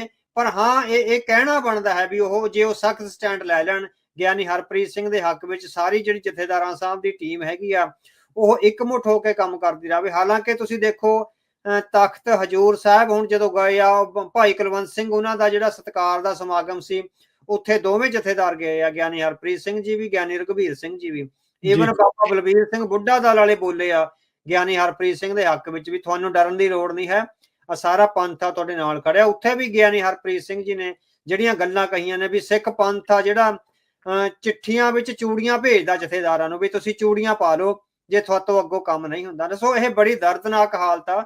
ਕੌਮ ਦੀ ਮਾਨਸਿਕ ਹਾਲਾਤ ਨੂੰ ਇਹ ਵਾਚਣਾ ਚਾਹੀਦਾ ਜਥੇਦਾਰ ਸਾਹਿਬ ਨੂੰ ਵੀ ਜਿਹੜਾ ਪੰਥ ਇੰਨਾ ਵੱਡਾ ਟਰਾਉਮਾ ਸਹਿ ਰਿਹਾ, ਇੰਨੀ ਮਾਨਸਿਕ ਪੀੜਾ ਚੋਂ ਲੰਘ ਰਿਹਾ ਵੀ ਉਹ ਆਪਣੇ ਜਥੇਦਾਰਾਂ ਨੂੰ ਚੂੜੀਆਂ ਭੇਜ ਰਿਹਾ ਚਿੱਠੀਆਂ ਵਿੱਚ ਪਾ ਕੇ, ਤਾਂ ਤੁਸੀਂ ਦੇਖ ਸਕਦੇ ਆ ਵੀ ਕੌਮ ਦੇ ਹਾਲਾਤ ਕੀ ਆ, ਕੌਮ ਐਕਸਪੈਕਟ ਕੀ ਕਰਦੀ ਆ, ਕੌਮ ਇੱਛਾ ਕੀ ਕਰਦੀ ਆ, ਪਰ ਸਾਡੇ ਜਥੇਦਾਰ ਆ ਜਿਹੜੇ ਪਿਛਲੇ ਸਮੇਂ ਦੌਰਾਨ ਉਹ ਕੀ ਕਰਦੇ ਰਹੇ ਆ। ਸੋ ਗਿਆਨੀ ਰਘਬੀਰ ਸਿੰਘ ਜੀ ਨੂੰ ਬਹੁਤ ਗੁਣੀ ਗਿਆਨੀ ਨੇ, ਧਰਮ ਨਾਲ ਜੁੜੇ ਹੋਏ ਆ, ਗੁਰਬਾਣੀ ਦੇ ਬਹੁਤ ਗਿਆਤਾ ਨੇ। ਸੋ ਗੁਰਬਾਣੀ ਦਾ ਜਿਹੜਾ ਭੈ ਭਾਵ ਦੀ ਵੀ ਮੰਨਦੇ ਨੇ। ਸੋ ਸਾਡੇ ਨਾਲ, ਸਾਡੇ ਦੋਸਤਾਂ ਮਿੱਤਰਾਂ ਨਾਲ ਉਹਨਾਂ ਦੀ ਕਾਫੀ ਅਪਰੋਚ ਆ, ਲਗਾਤਾਰ ਅਸੀਂ ਸੰਪਰਕ ਵਿੱਚ ਆ, ਇੰਡਾਇਰੈਕਟਲੀ ਜਾਂ ਡਾਇਰੈਕਟਲੀ। ਪਰ ਫਿਰ ਵੀ ਹਾਲੇ ਸਾਨੂੰ ਮਹਿਸੂਸ ਹੋ ਰਿਹਾ ਵੀ ਜਥੇਦਾਰ ਸਾਹਿਬ ਗਿਆਨੀ ਰਘਬੀਰ ਸਿੰਘ ਜੀ ਵੱਡਾ ਕਦਮ ਨਹੀਂ ਚੁੱਕ ਰਹੇ, ਹਾਲੇ ਵੀ ਅਕਾਲੀ ਦਲ ਨੂੰ ਸਾਹ ਦਿਵਾਉਣ ਦੀ ਕੋਸ਼ਿਸ਼ ਕਰ ਰਹੇ ਆ, ਜਿਹੜਾ ਕਿ ਹੁਣ ਨਹੀਂ ਦਵਾਇਆ ਜਾਣਾ ਚਾਹੀਦਾ। ਤੁਸੀਂ ਪਿਛਲੀ ਵਾਰੀ ਜਦੋਂ ਆਪਾਂ ਇਹੀ ਗੱਲ ਕਰ ਰਹੇ ਸੀ, ਕਹਿ ਰਹੇ ਸੀਗੇ ਵੀ ਤੁਹਾਨੂੰ ਜਾਂ ਤੁਹਾਡੇ ਦੋਸਤਾਂ ਮਿੱਤਰਾਂ ਨੂੰ, ਤੁਹਾਡੇ ਜਾਣਕਾਰਾਂ ਦੇ ਨਾਲ ਜਦੋਂ ਜਥੇਦਾਰ ਸਾਹਿਬਾਨ ਨੇ ਗੱਲ ਕੀਤੀ ਸੀ ਵੀ ਬੜਾ ਔਖੇ ਸਮੇਂ ਦੇ ਵਿੱਚ ਅਸੀਂ ਲੰਘੇ ਆ, ਤਾਂ ਫਿਰ ਇਹ ਫੈਸਲਾ ਲਿਆ ਵੀ ਤੁਹਾਨੂੰ ਨਹੀਂ ਪਤਾ ਕਿੱਦਾਂ ਦੇ ਦਬਾਅ ਸੀ। ਉਹੀ ਦਬਾਅ ਦੁਬਾਰੇ ਨੇ ਤਖਤ ਸਾਹਿਬਾਨ ਦੇ ਜਥੇਦਾਰਾਂ ਦੇ ਕੋਲ। ਹੁਣ ਇਸ ਸਥਿਤੀ ਦੇ ਵਿੱਚ ਰਾਹ ਜਿਹੜਾ ਕੀ ਬਚਦਾ ਹੈ, ਕੀ ਰਾਹ ਨੇ? ਜਥੇਦਾਰ ਸਾਹਿਬ ਕੋਲ ਤਾਂ ਦੋ ਹੀ ਰਾਹ ਨੇ ਵੀ ਜਾਂ ਤਾਂ ਗਿਆਨੀ ਗੁਰਬਚਨ ਸਿੰਘ ਵਾਂਗ ਬਣ ਕੇ ਵੀ ਉਹ ਸਾਰੇ ਜਿਹੜੇ ਆਰਥਿਕ ਲਾਹੇ ਲੈ ਲੈਣ, ਹੋਟਲ ਬਣਾ ਲੈਣ, ਕੋਠੀਆਂ ਬਣਾ ਲੈਣ, ਤੇ ਜਿਹੜੇ 108 ਕਰੋੜ ਦਾ ਪਸ਼ੂਆਂ ਦੀ ਮੰਡੀ ਦਾ ਠੇਕਾ ਸੀਗਾ ਆਪਣੇ ਮੁੰਡਿਆਂ ਨੂੰ ਦਵਾ ਦੇਣ, ਹਨਾ। ਸੋ ਪਹਿਲਾ। ਦੂਜਾ ਇਹ ਹੈਗਾ ਵੀ ਫਿਰ ਖਾਲਸਾ ਪੰਥ ਦੀ ਜਿਹੜੀ ਹੈਗੀ ਮੁੱਖ ਧਾਰਾ ਨਾਲ ਜੁੜ ਕੇ ਉਹ ਪੰਥਕ ਜਜ਼ਬਾਤ ਅਨੁਸਾਰ 2 ਦਸੰਬਰ ਦੀ ਭਾਵਨਾਵਾਂ ਅਨੁਸਾਰ ਉਹ ਦੁਬਾਰਾ ਫੈਸਲਾ ਲੈ ਕੇ ਆ ਜਿਹੜਾ ਸਿੱਖ ਕੌਮ ਨੂੰ ਲਾਮਬੰਦ ਕਰਨ। ਤੇ ਅਕਾਲੀ ਦਲ ਦੀ ਜਿਹੜੀ ਟਾਪ ਲੀਡਰਸ਼ਿਪ ਆ ਜਿਹੜੀ ਲਗਾਤਾਰ ਸਿਰਫ ਹੁਕਮਨਾਮਿਆਂ ਤੋਂ ਬਾਗੀ ਨਹੀਂ ਹੋਈ, ਬਲਕਿ ਲਗਾਤਾਰ ਮੀਡੀਆ ਵਿੱਚ ਆ ਕੇ ਚੁਣੌਤੀਆਂ ਦੇ ਰਹੀ ਆ ਅਕਾਲ ਤਖਤ ਸਾਹਿਬ ਨੂੰ ਵੀ ਉਹ ਜਿਹੜੇ 10-15 ਬੰਦੇ ਆ, ਮੈਨੂੰ ਲੱਗਦਾ ਵੀ ਹੁਣ ਉਹਨਾਂ ਨੂੰ ਪੰਥ ਵਿੱਚੋਂ ਨਹੀਂ ਕੱਢਿਆ ਜਾਣਾ ਚਾਹੀਦਾ, ਪਰ ਉਹਨਾਂ ਤੇ ਰਾਜਨੀਤੀਕਰਨ ਤੇ ਜਿਹੜੀਆਂ ਪਾਬੰਦੀਆਂ ਨੇ, ਜਿਸ ਤਰ੍ਹਾਂ ਵਿਰਸਾ ਸਿੰਘ ਬਲਟੋਹਾ ਤੇ 10 ਸਾਲਾਂ ਲਈ ਪਾਬੰਦੀ ਲਾਈ ਗਈ ਆ, ਇਸ ਤਰ੍ਹਾਂ ਹੀ ਇਹ ਸੁਖਬੀਰ ਸਿੰਘ ਬਾਦਲ, ਦਲਜੀਤ ਸਿੰਘ ਚੀਮਾ, ਹਰਚਰਨ ਬੈਂਸ ਤੇ ਹੋਰ ਜਿਹੜੇ ਉਹਨਾਂ ਦੇ ਜਿਹੜਾ ਹੋਰ ਜਿਸ ਤਰ੍ਹਾਂ ਮਹੇਸ਼ਿੰਦਰ ਗਰੇਵਾਲ, ਉਹਨੀਆਂ ਜਿੰਨੇ ਵੀ ਇਹ ਲੀਡਰ ਹੈਗੇ ਆ, ਇਹਨਾਂ ਤੇ ਜਿਹੜੀ ਹੈਗੀ 10 ਸਾਲਾਂ ਦੀ ਰਾਜਨੀਤੀ ਤੇ ਪਾਬੰਦੀ ਲਾ ਕੇ ਤੇ 7 ਮੈਂਬਰੀ ਕਮੇਟੀ ਰਾਹੀਂ ਆ ਜਿਹੜੀ ਅਕਾਲੀ ਦਲ ਦੀ ਜਿਹੜੀ ਉਹ ਕਰਵਾਈ ਜਾਵੇ ਉਹਦੀ ਭਰਤੀ। ਸੋ ਅਕਾਲੀ ਦਲ ਦੀ ਭਰਤੀ ਦਾ ਵੀ ਇਹ ਹੈਗਾ ਵੀ ਇੱਥੇ ਸਾਡੇ ਕੋਲ ਹੁਣ ਜਿਹੜੀ ਜਾਣਕਾਰੀ ਆਈ ਆ ਵੀ 3 ਤਰ੍ਹਾਂ ਦੇ ਸੰਵਿਧਾਨ ਅਕਾਲੀ ਦਲ ਦੇ ਰਹੇ ਹੈਗੇ ਆ। ਜਿਹੜਾ 1974 ਵਾਲਾ ਸੰਵਿਧਾਨ ਆ, ਉਸ ਸੰਵਿਧਾਨ ਵਿੱਚ ਲਿਖਿਆ ਗਿਆ ਵੀ ਅਕਾਲੀ ਦਲ ਦਾ ਹਰ ਮੈਂਬਰ ਗੁਰਸਿੱਖ ਅੰਮ੍ਰਿਤਧਾਰੀ ਹੋਵੇਗਾ ਔਰ ਉਹ ਗੁਰਸਿੱਖ ਅੰਮ੍ਰਿਤਧਾਰੀ ਹੀ ਅੱਗੇ ਡੈਲੀਗੇਟ ਚੁਣਨਗੇ, ਡੈਲੀਗੇਟ ਬਣਨਗੇ। ਉਹਨਾਂ ਡੈਲੀਗੇਟਾਂ ਵਿੱਚੋਂ ਇੱਕ ਗੁਰਸਿੱਖ ਤੇ ਅੰਮ੍ਰਿਤਧਾਰੀ ਜਿਹੜਾ ਪ੍ਰਧਾਨ ਹੈਗਾ ਅਕਾਲੀ ਦਲ ਦਾ ਚੁਣਿਆ ਜਾਵੇਗਾ। ਉਹਦੇ ਚੋਂ ਜ਼ਿਲ੍ਹਾ ਜਥੇਦਾਰ ਤੇ ਮੰਡਲ ਜਥੇਦਾਰ ਵੀ ਗੁਰਸਿੱਖ ਤੇ ਅੰਮ੍ਰਿਤਧਾਰੀ ਹੋਣਗੇ। 1974 ਵਾਲੇ ਇਸ ਸੰਵਿਧਾਨ ਵਿੱਚ ਤਬਦੀਲੀ ਹੁੰਦੀ ਆ 1987 ਵਿੱਚ ਆ ਕੇ, ਜਦੋਂ ਸਰਜੀਤ ਸਿੰਘ ਬਰਨਾਲਾ ਮੁੱਖ ਮੰਤਰੀ ਬਣਦੇ ਆ। ਉਹਨੇ ਕੋਈ ਬਹੁਤ ਵੱਡੀਆਂ ਤਬਦੀਲੀਆਂ ਨਹੀਂ ਕੀਤੀਆਂ। ਉਹਨਾਂ ਨੇ ਇਹ ਹੋਇਆ ਵੀ ਜਿਹੜਾ ਅੰਮ੍ਰਿਤਧਾਰੀ ਵਾਲੀ ਮੱਦ ਸੀ ਉਹਦੇ ਵਿੱਚ ਪਾਤਾ ਵੀ ਕੇਸਾਧਾਰੀ ਗੁਰਸਿੱਖ ਆ ਜਿਹੜੇ ਨਾ ਵੀ ਜਿਨ੍ਹਾਂ ਨੇ ਅੰਮ੍ਰਿਤ ਨਹੀਂ ਛਕਿਆ ਹੋਇਆ, ਕੇਸ ਰੱਖੇ ਹੋਏ ਨੇ, ਥੋੜਾ ਜਿਹਾ ਹੈਗਾ ਵੀ ਕੁਝ ਦਾੜੀ ਵੀ ਕੱਟਦੇ ਨੇ। ਸੋ ਇਹ ਥੋੜੀ ਜਿਹੀ ਰਿਲੈਕਸੇਸ਼ਨ ਆਈ ਆ ਉਹਦੇ ਵਿੱਚ, ਹਨਾ। ਵੀ ਜਿਹੜੇ ਜਿਹੜੇ ਕੇਸਾਧਾਰੀ ਨੇ ਸਿੱਖ ਪਰਿਵਾਰਾਂ 'ਚ ਪੈਦਾ ਹੋਏ ਨੇ ਵੀ ਉਹ ਜਿਹੜੇ ਅਕਾਲੀ ਦਲ ਦੇ ਮੈਂਬਰ ਬਣ ਸਕਦੇ ਹੈਗੇ ਆ। ਪਰ 2004 ਵਿੱਚ ਪ੍ਰਕਾਸ਼ ਸਿੰਘ ਬਾਦਲ ਨੇ ਜਿਹੜਾ ਸੰਵਿਧਾਨ ਲਿਖਵਾਇਆ ਉਹਦੇ ਵਿੱਚ ਸਾਰਿਆਂ ਨੂੰ, ਹਿੰਦੂ, ਮੁਸਲਮਾਨ, ਈਸਾਈ, ਸਾਰਿਆਂ ਨੂੰ ਖੁੱਲਾ ਕਰਤਾ ਵੀ ਕੋਈ ਵੀ ਮੈਂਬਰ ਬਣ ਸਕਦਾ ਔਰ ਕੋਈ ਵੀ ਜਿਹੜਾ ਪ੍ਰਧਾਨ ਹੈ ਜਿਹੜਾ ਬਣ ਸਕਦਾ। ਹੁਣ ਇਹ ਹਾਲੇ ਤਾਂ ਉਹਨਾਂ ਨੂੰ ਲੱਗਦਾ ਵੀ ਸਾਡੇ ਹੱਕ 'ਚ ਗੱਲ ਜਾ ਰਹੀ ਆ। ਜਦੋਂ ਕੋਈ ਵੀ ਹਿੰਦੂ, ਮੁਸਲਿਮ, ਈਸਾਈ ਕੋਈ ਵੀ ਆ ਸਕਦਾ ਤਾਂ ਅਗਲੇ 50 ਸਾਲਾਂ ਨੂੰ ਅਕਾਲੀ ਦਲ ਦਾ ਪ੍ਰਧਾਨ ਕੋਈ ਹਿੰਦੂ ਜਾਂ ਕੋਈ ਮੁਸਲਮਾਨ ਵੀ ਹੋ ਸਕਦਾ, ਕੋਈ ਈਸਾਈ ਵੀ ਹੋ ਸਕਦਾ। ਸੋ ਉਹਨਾਂ ਨੂੰ ਇਹ ਨਜ਼ਰ ਨਹੀਂ ਆ ਰਿਹਾ ਵੀ ਅਸੀਂ ਕਿੰਨਾ ਵੱਡਾ ਜਿਹੜਾ ਕੁਹਾੜਾ ਆਪਣੇ ਪੈਰਾਂ ਤੇ ਮਾਰ ਰਹੇ ਹੈਗੇ ਆ। ਸੋ ਜਿਹੜੀਆਂ ਪੰਥਕ ਦਰਦ ਵਾਲੀਆਂ ਜਥੇਬੰਦੀਆਂ ਉਹਨਾਂ ਨੇ ਤਖਤ ਸਾਹਿਬਾਨ ਤੇ ਇਹੋ ਹੀ ਪੇਸ਼ਕਸ਼ ਕਰੀ ਆ ਵੀ 1974 ਵਾਲੇ ਸੰਵਿਧਾਨ ਅਧੀਨ ਆ ਜਿਹੜੀ ਭਰਤੀ ਖੋਲੀ ਜਾਵੇ। ਸੋ ਉਸ ਸੰਵਿਧਾਨ ਨੂੰ ਕੇਂਦਰ ਮੰਨ ਕੇ ਘੱਟੋ ਘੱਟ ਜਿਹੜੀ ਲੀਡਰਸ਼ਿਪ ਆ ਅਕਾਲੀ ਦਲ ਦੀ ਉਹ ਅੰਮ੍ਰਿਤਧਾਰੀ ਹੋਣੀ ਚਾਹੀਦੀ ਹੈਗੀ ਆ। ਸੋ ਕੋਰ ਐਂਡ ਪੈਰੀਫਰੀ ਦਾ ਜਿਹੜਾ ਰਿਸ਼ਤਾ ਹੈਗਾ ਵੀ ਜਿਹੜੇ ਪੈਰੀਫਰੀ ਤੇ ਆ ਉਹ ਸਿੱਖ ਕਲਚਰ ਨਾਲ ਸੰਬੰਧਿਤ ਹੋਣ, ਵੀ ਜਿਨ੍ਹਾਂ ਨੇ ਕੇਸ ਰੱਖੇ ਹੋਏ ਆ ਜਾਂ ਦਾੜੀ ਕੱਟੀ ਹੋਈ ਆ ਪਰ ਸਿੱਖਾਂ ਦੇ ਘਰ 'ਚ ਪੈਦਾ ਹੋਏ ਆ, ਸਿੱਖ ਮਾਂ ਪੇਪ ਦੇ ਪੇ ਦੇ ਪੈਦਾ ਹੋਇਆ, ਉਹਨਾਂ ਦੇ ਨਾਂ ਨਾਲ ਕੌਰਿਆ ਸਿੰਘ ਲੱਗਦਾ ਹੈਗਾ, ਜਾਂ ਬਹੁਤ ਸਾਰਿਆਂ ਨੇ ਕੇਸ ਵੀ ਕਟਾਏ ਹੋਏ ਆ, ਉਹ ਬੰਦੇ ਅਕਾਲੀ ਦਲ ਦੇ ਸਮਰਥਕ ਹੋ ਸਕਦੇ ਆ ਜਾਂ ਬਹੁਤ ਦੂਰ ਜਾ ਕੇ ਮੈਂਬਰ ਵੀ ਹੋ ਸਕਦੇ ਆ, ਪਰ ਉਹ ਲੀਡਰਸ਼ਿਪ ਵਿੱਚ ਨਹੀਂ ਆ ਸਕਦੇ। ਸੋ ਲੀਡਰਸ਼ਿਪ ਕੋਰ ਪਿਓਰਲੀ ਜਿਹੜੀ ਹੈਗੀ ਆ ਵੀ ਉਹ ਅੰਮ੍ਰਿਤਧਾਰੀ ਗੁਰਸਿੱਖਾਂ ਦੀ ਹੋਣੀ ਚਾਹੀਦੀ ਆ। ਅਕਾਲੀ ਦਲ ਇਸ ਤੋਂ ਜਿਹੜਾ ਹੈਗਾ ਡਰ ਰਿਹਾ ਕਿਉਂਕਿ ਸੁਖਬੀਰ ਸਿੰਘ ਬਾਦਲ ਨੇ ਆਪਣੇ ਆਲੇ ਦੁਆਲੇ ਜਿਹੜੀ ਕਿਚਨ ਕੈਬਨਿਟ ਖੜੀ ਕਰ ਲਈ ਹੋਈ ਆ, ਉਹ ਸਾਰੇ ਹੀ ਤੁਸੀਂ ਦੇਖੋ ਵੀ ਵੱਡਿਆਂ ਘਰਾਂ ਦੇ, ਅਮੀਰ ਘਰਾਂ ਦੇ ਕਾਕੇ ਹੈਗੇ ਆ, ਉਹਨਾਂ ਦੇ ਤਾਂ ਨਾਵਾਂ ਨਾਲ ਸਿੰਘ ਵੀ ਨਹੀਂ ਲੱਗਦਾ। ਬੰਟੀ ਰਮਾਣਾ ਹਨਾ ਵੀ ਇਹਦੇ ਨਾਲ ਸਿੰਘ ਨਹੀਂ ਲੱਗ ਰਿਹਾ ਹੈਗਾ ਨਾ। ਹੋਰ ਰੋਜੀ ਬਰਕੰਦੀ, ਮਤਲਬ ਕਿ ਤੁਸੀਂ ਦੇਖੋ ਵੀ ਕੋਈ ਨਾਂ ਹੀ ਨਹੀਂ ਲੱਗਦਾ ਨਹੀਂ ਵੀ ਗੁਰਸਿੱਖਾਂ ਵਾਲਾ ਨਾਂ ਹੋਊਗਾ ਨਾ। ਸੋ ਇਸੇ ਤਰ੍ਹਾਂ ਹੀ ਹੋਰ ਬਹੁਤ ਨਾ, ਉਹ ਪਹਿਲਾਂ ਸੀਗਾ ਜਿਹੜਾ ਇੱਕ ਮਾਰ ਦਿੱਤਾ ਵਿੱਕੀ ਮਿੱਡੂ ਖੇੜਾ, ਇਹ ਲੋਕ ਅਕਾਲੀ ਦਲ ਦੇ ਲੀਡਰ ਬਣੇ ਹੋਏ ਨੇ ਜਿਨ੍ਹਾਂ ਦੇ ਨਾਵਾਂ ਨਾਲ ਸਿੰਘ ਵੀ ਨਹੀਂ ਲੱਗ ਰਿਹਾ, ਉਹ ਅਕਾਲੀ ਦਲ ਦੇ ਲੀਡਰ ਬਣੇ ਹੋਏ ਨੇ। ਸੋ ਸੁਖਬੀਰ ਸਿੰਘ ਬਾਦਲ ਤੇ ਉਹਦੀ ਕਿਚਨ ਕੈਬਨਿਟ ਨਹੀਂ ਚਾਹੁੰਦੀ ਵੀ ਅਕਾਲੀ ਦਲ ਦੀ ਭਰਤੀ ਆ ਜਿਹੜੀ ਉਹ ਅੰਮ੍ਰਿਤਧਾਰੀ ਗੁਰਸਿੱਖਾਂ ਰਾਹੀਂ, ਜਿਸ ਤਰ੍ਹਾਂ ਝਿੰਡਾ ਸਾਹਿਬ ਨੇ ਉਹਨਾਂ ਰਾਹੀਂ ਹੋਵੇ ਜਾਂ ਸਾਧੂ ਸਿੰਘ ਅਮੈਦਪੁਰੀ ਰਾਹੀਂ ਹੋਵੇ ਜਾਂ ਜਿਹੜੇ ਵਡਾਲਾ ਸਾਹਿਬ ਨੇ, ਇਹਨਾਂ ਵਿੱਚ ਵੀ ਇੰਨੀ ਜ਼ਿਆਦਾ ਕਰਪਸ਼ਨ ਨਹੀਂ ਆਈ ਹੈ ਨਾ। ਠੀਕ ਹੈ, ਇਹਨਾਂ ਰਾਜਨੀਤੀ ਵਿੱਚ ਸੁਖਬੀਰ ਸਿੰਘ ਬਾਦਲ ਉਹਨਾਂ ਨਾਲ ਹੁੰਦਿਆਂ ਹੋ ਸਕਦਾ ਕੁਝ ਕਮਜ਼ੋਰੀਆਂ ਆਈਆਂ ਹੋਣ, ਪਰ ਫਿਰ ਵੀ ਜਥੇਦਾਰ ਕੁਲਦੀਪ ਸਿੰਘ ਵਡਾਲਾ ਦਾ ਪੰਥਕ ਜਜ਼ਬਾ ਉਹਨਾਂ ਦੇ ਵਿੱਚ ਹੈ। ਸੋ ਤੇ ਬੀਬੀ ਸਤਵੰਤ ਕੌਰ ਸ਼ਹੀਦ ਭਾਈ ਅਮਰੀਕ ਸਿੰਘ ਜੀ ਦੀ ਬੇਟੀ ਹੈ ਜਿਹੜੀ, ਸੋ ਇਹ ਜਿਹੇ ਗੁਰਸਿੱਖਾਂ ਦੀ ਅਗਵਾਈ ਹੇਠ ਉਹ ਭਰਤੀ ਨਹੀਂ ਕਰਨਾ ਚਾਹੁੰਦੇ ਕਿਉਂਕਿ ਉਹਦੇ ਨਾਲ ਸੁਖਬੀਰ ਸਿੰਘ ਬਾਦਲ ਪ੍ਰਧਾਨ ਦੇ ਤੌਰ ਤੇ ਪ੍ਰੋਜੈਕਟ ਨਹੀਂ ਹੁੰਦਾ, ਅੰਮ੍ਰਿਤਧਾਰੀ ਗੁਰਸਿੱਖ ਪ੍ਰਧਾਨ ਦੇ ਤੌਰ ਤੇ ਪ੍ਰੋਜੈਕਟ ਹੋ ਰਹੇ ਆ। ਇਹ ਸਾਰਾ ਅਕਾਲੀ ਦਲ ਦਾ ਸਾਰਾ ਸੰਕਟ ਨਾਲ ਸਾਹਮਣੇ ਆ ਰਿਹਾ ਹੈ। ਤੁਸੀਂ ਜਿਹੜੇ ਨਾਮ ਲਏ ਇਸ ਤੋਂ ਪਹਿਲਾਂ ਵੀ ਜਿਹੜਾ ਜਿੱਦਾਂ ਇਹ ਗੱਲਾਂ ਕਰ ਰਹੇ ਆ, ਕੀ ਤੁਹਾਨੂੰ ਲੱਗਦਾ ਵੀ ਚਲੋ ਮੰਨ ਲਿਆ ਜਾਵੇ ਵੀ ਇਹ ਲਾਂਭੇ ਕਰ ਦਿੱਤੇ ਜਾਂਦੇ ਆ, ਕੀ ਫਿਰ ਸ਼੍ਰੋਮਣੀ ਅਕਾਲੀ ਦਲ ਪਿੱਛੇ ਜਿਹੜੇ ABCD ਜੋ ਮਰਜ਼ੀ ਲੱਗਦਾ ਉਹਨੂੰ ਕੱਢ ਕੇ ਇਹ ਸੁਰਜੀਤ ਹੋ ਸਕਦਾ? ਹਾਂਜੀ ਹਾਂਜੀ ਬਿਲਕੁਲ ਹੋ ਸਕਦਾ। ਸੋ ਗੱਲ ਅਕਾਲੀ ਦਲ ਦੇ ਸੁਰਜੀਤ ਹੋਣ ਦੀ ਨਹੀਂ, ਇਸ ਵੇਲੇ ਅਕਾਲੀ ਦਲ ਨੂੰ ਸੁਰਜੀਤ ਕਰਨ ਦਾ ਫਿਕਰ ਨਹੀਂ ਹੈ, ਸਿਰਫ ਬਾਦਲ ਪਰਿਵਾਰ ਨੂੰ ਸੁਰਜੀਤ ਕਰਨ ਦਾ ਫਿਕਰ ਲੱਗਿਆ ਹੋਇਆ ਹੈ। ਸੋ ਬਾਦਲ ਪਰਿਵਾਰ ਨੂੰ ਮਾਈਨਸ ਕਰਕੇ ਹੀ ਅਕਾਲੀ ਦਲ ਨੂੰ ਮੁੜ ਸੁਰਜੀਤ ਕੀਤਾ ਜਾ ਸਕਦਾ, ਪੰਥਕ ਲੀਹਾਂ ਤੇ ਸੁਰਜੀਤ ਕੀਤਾ ਜਾ ਸਕਦਾ। ਬਹੁਤ ਵੱਡੀਆਂ ਸੰਭਾਵਨਾਵਾਂ ਨੇ। ਸੋ 2 ਤਰੀਕ ਨੂੰ ਜਿਹੜੀ 7 ਮੈਂਬਰੀ ਕਮੇਟੀ ਬਣਾਈ ਗਈ ਹੈ ਉਸ ਦੀ ਅਗਵਾਈ ਹੇਠ ਜੇ ਅਕਾਲੀ ਦਲ ਦੀ ਮੈਂਬਰਸ਼ਿਪ ਹੁੰਦੀ ਆ ਤਾਂ ਅਕਾਲੀ ਦਲ ਸੁਰਜੀਤ ਹੋਏਗਾ, ਪਰ ਬਾਦਲ ਪਰਿਵਾਰ ਸੁਰਜੀਤ ਨਹੀਂ ਹੋਏਗਾ। ਹੁਣ ਸਾਰਾ ਜ਼ੋਰ ਬਾਦਲ ਪਰਿਵਾਰ ਨੂੰ ਸੁਰਜੀਤ ਕਰਨ ਤੇ ਲੱਗਿਆ ਹੋਇਆ, ਨਾ ਕਿ ਅਕਾਲੀ ਦਲ ਨੂੰ। ਇਸ ਤੋਂ ਪਹਿਲਾਂ ਵੀ 25-30 ਸਾਲ ਬਾਦਲ ਪਰਿਵਾਰ ਨੂੰ ਬਚਾਉਣ ਦੇ ਯਤਨ ਹੋਏ ਆ, ਅਕਾਲੀ ਦਲ ਨੂੰ ਬਚਾਉਣ ਦੇ ਯਤਨ ਨਹੀਂ ਹੋਏ ਨਾ। ਸੋ ਸਾਨੂੰ ਲੱਗਦਾ ਤੁਹਾਡਾ ਸਵਾਲ ਬਿਲਕੁਲ ਜਾਇਜ਼ ਹੈਗਾ।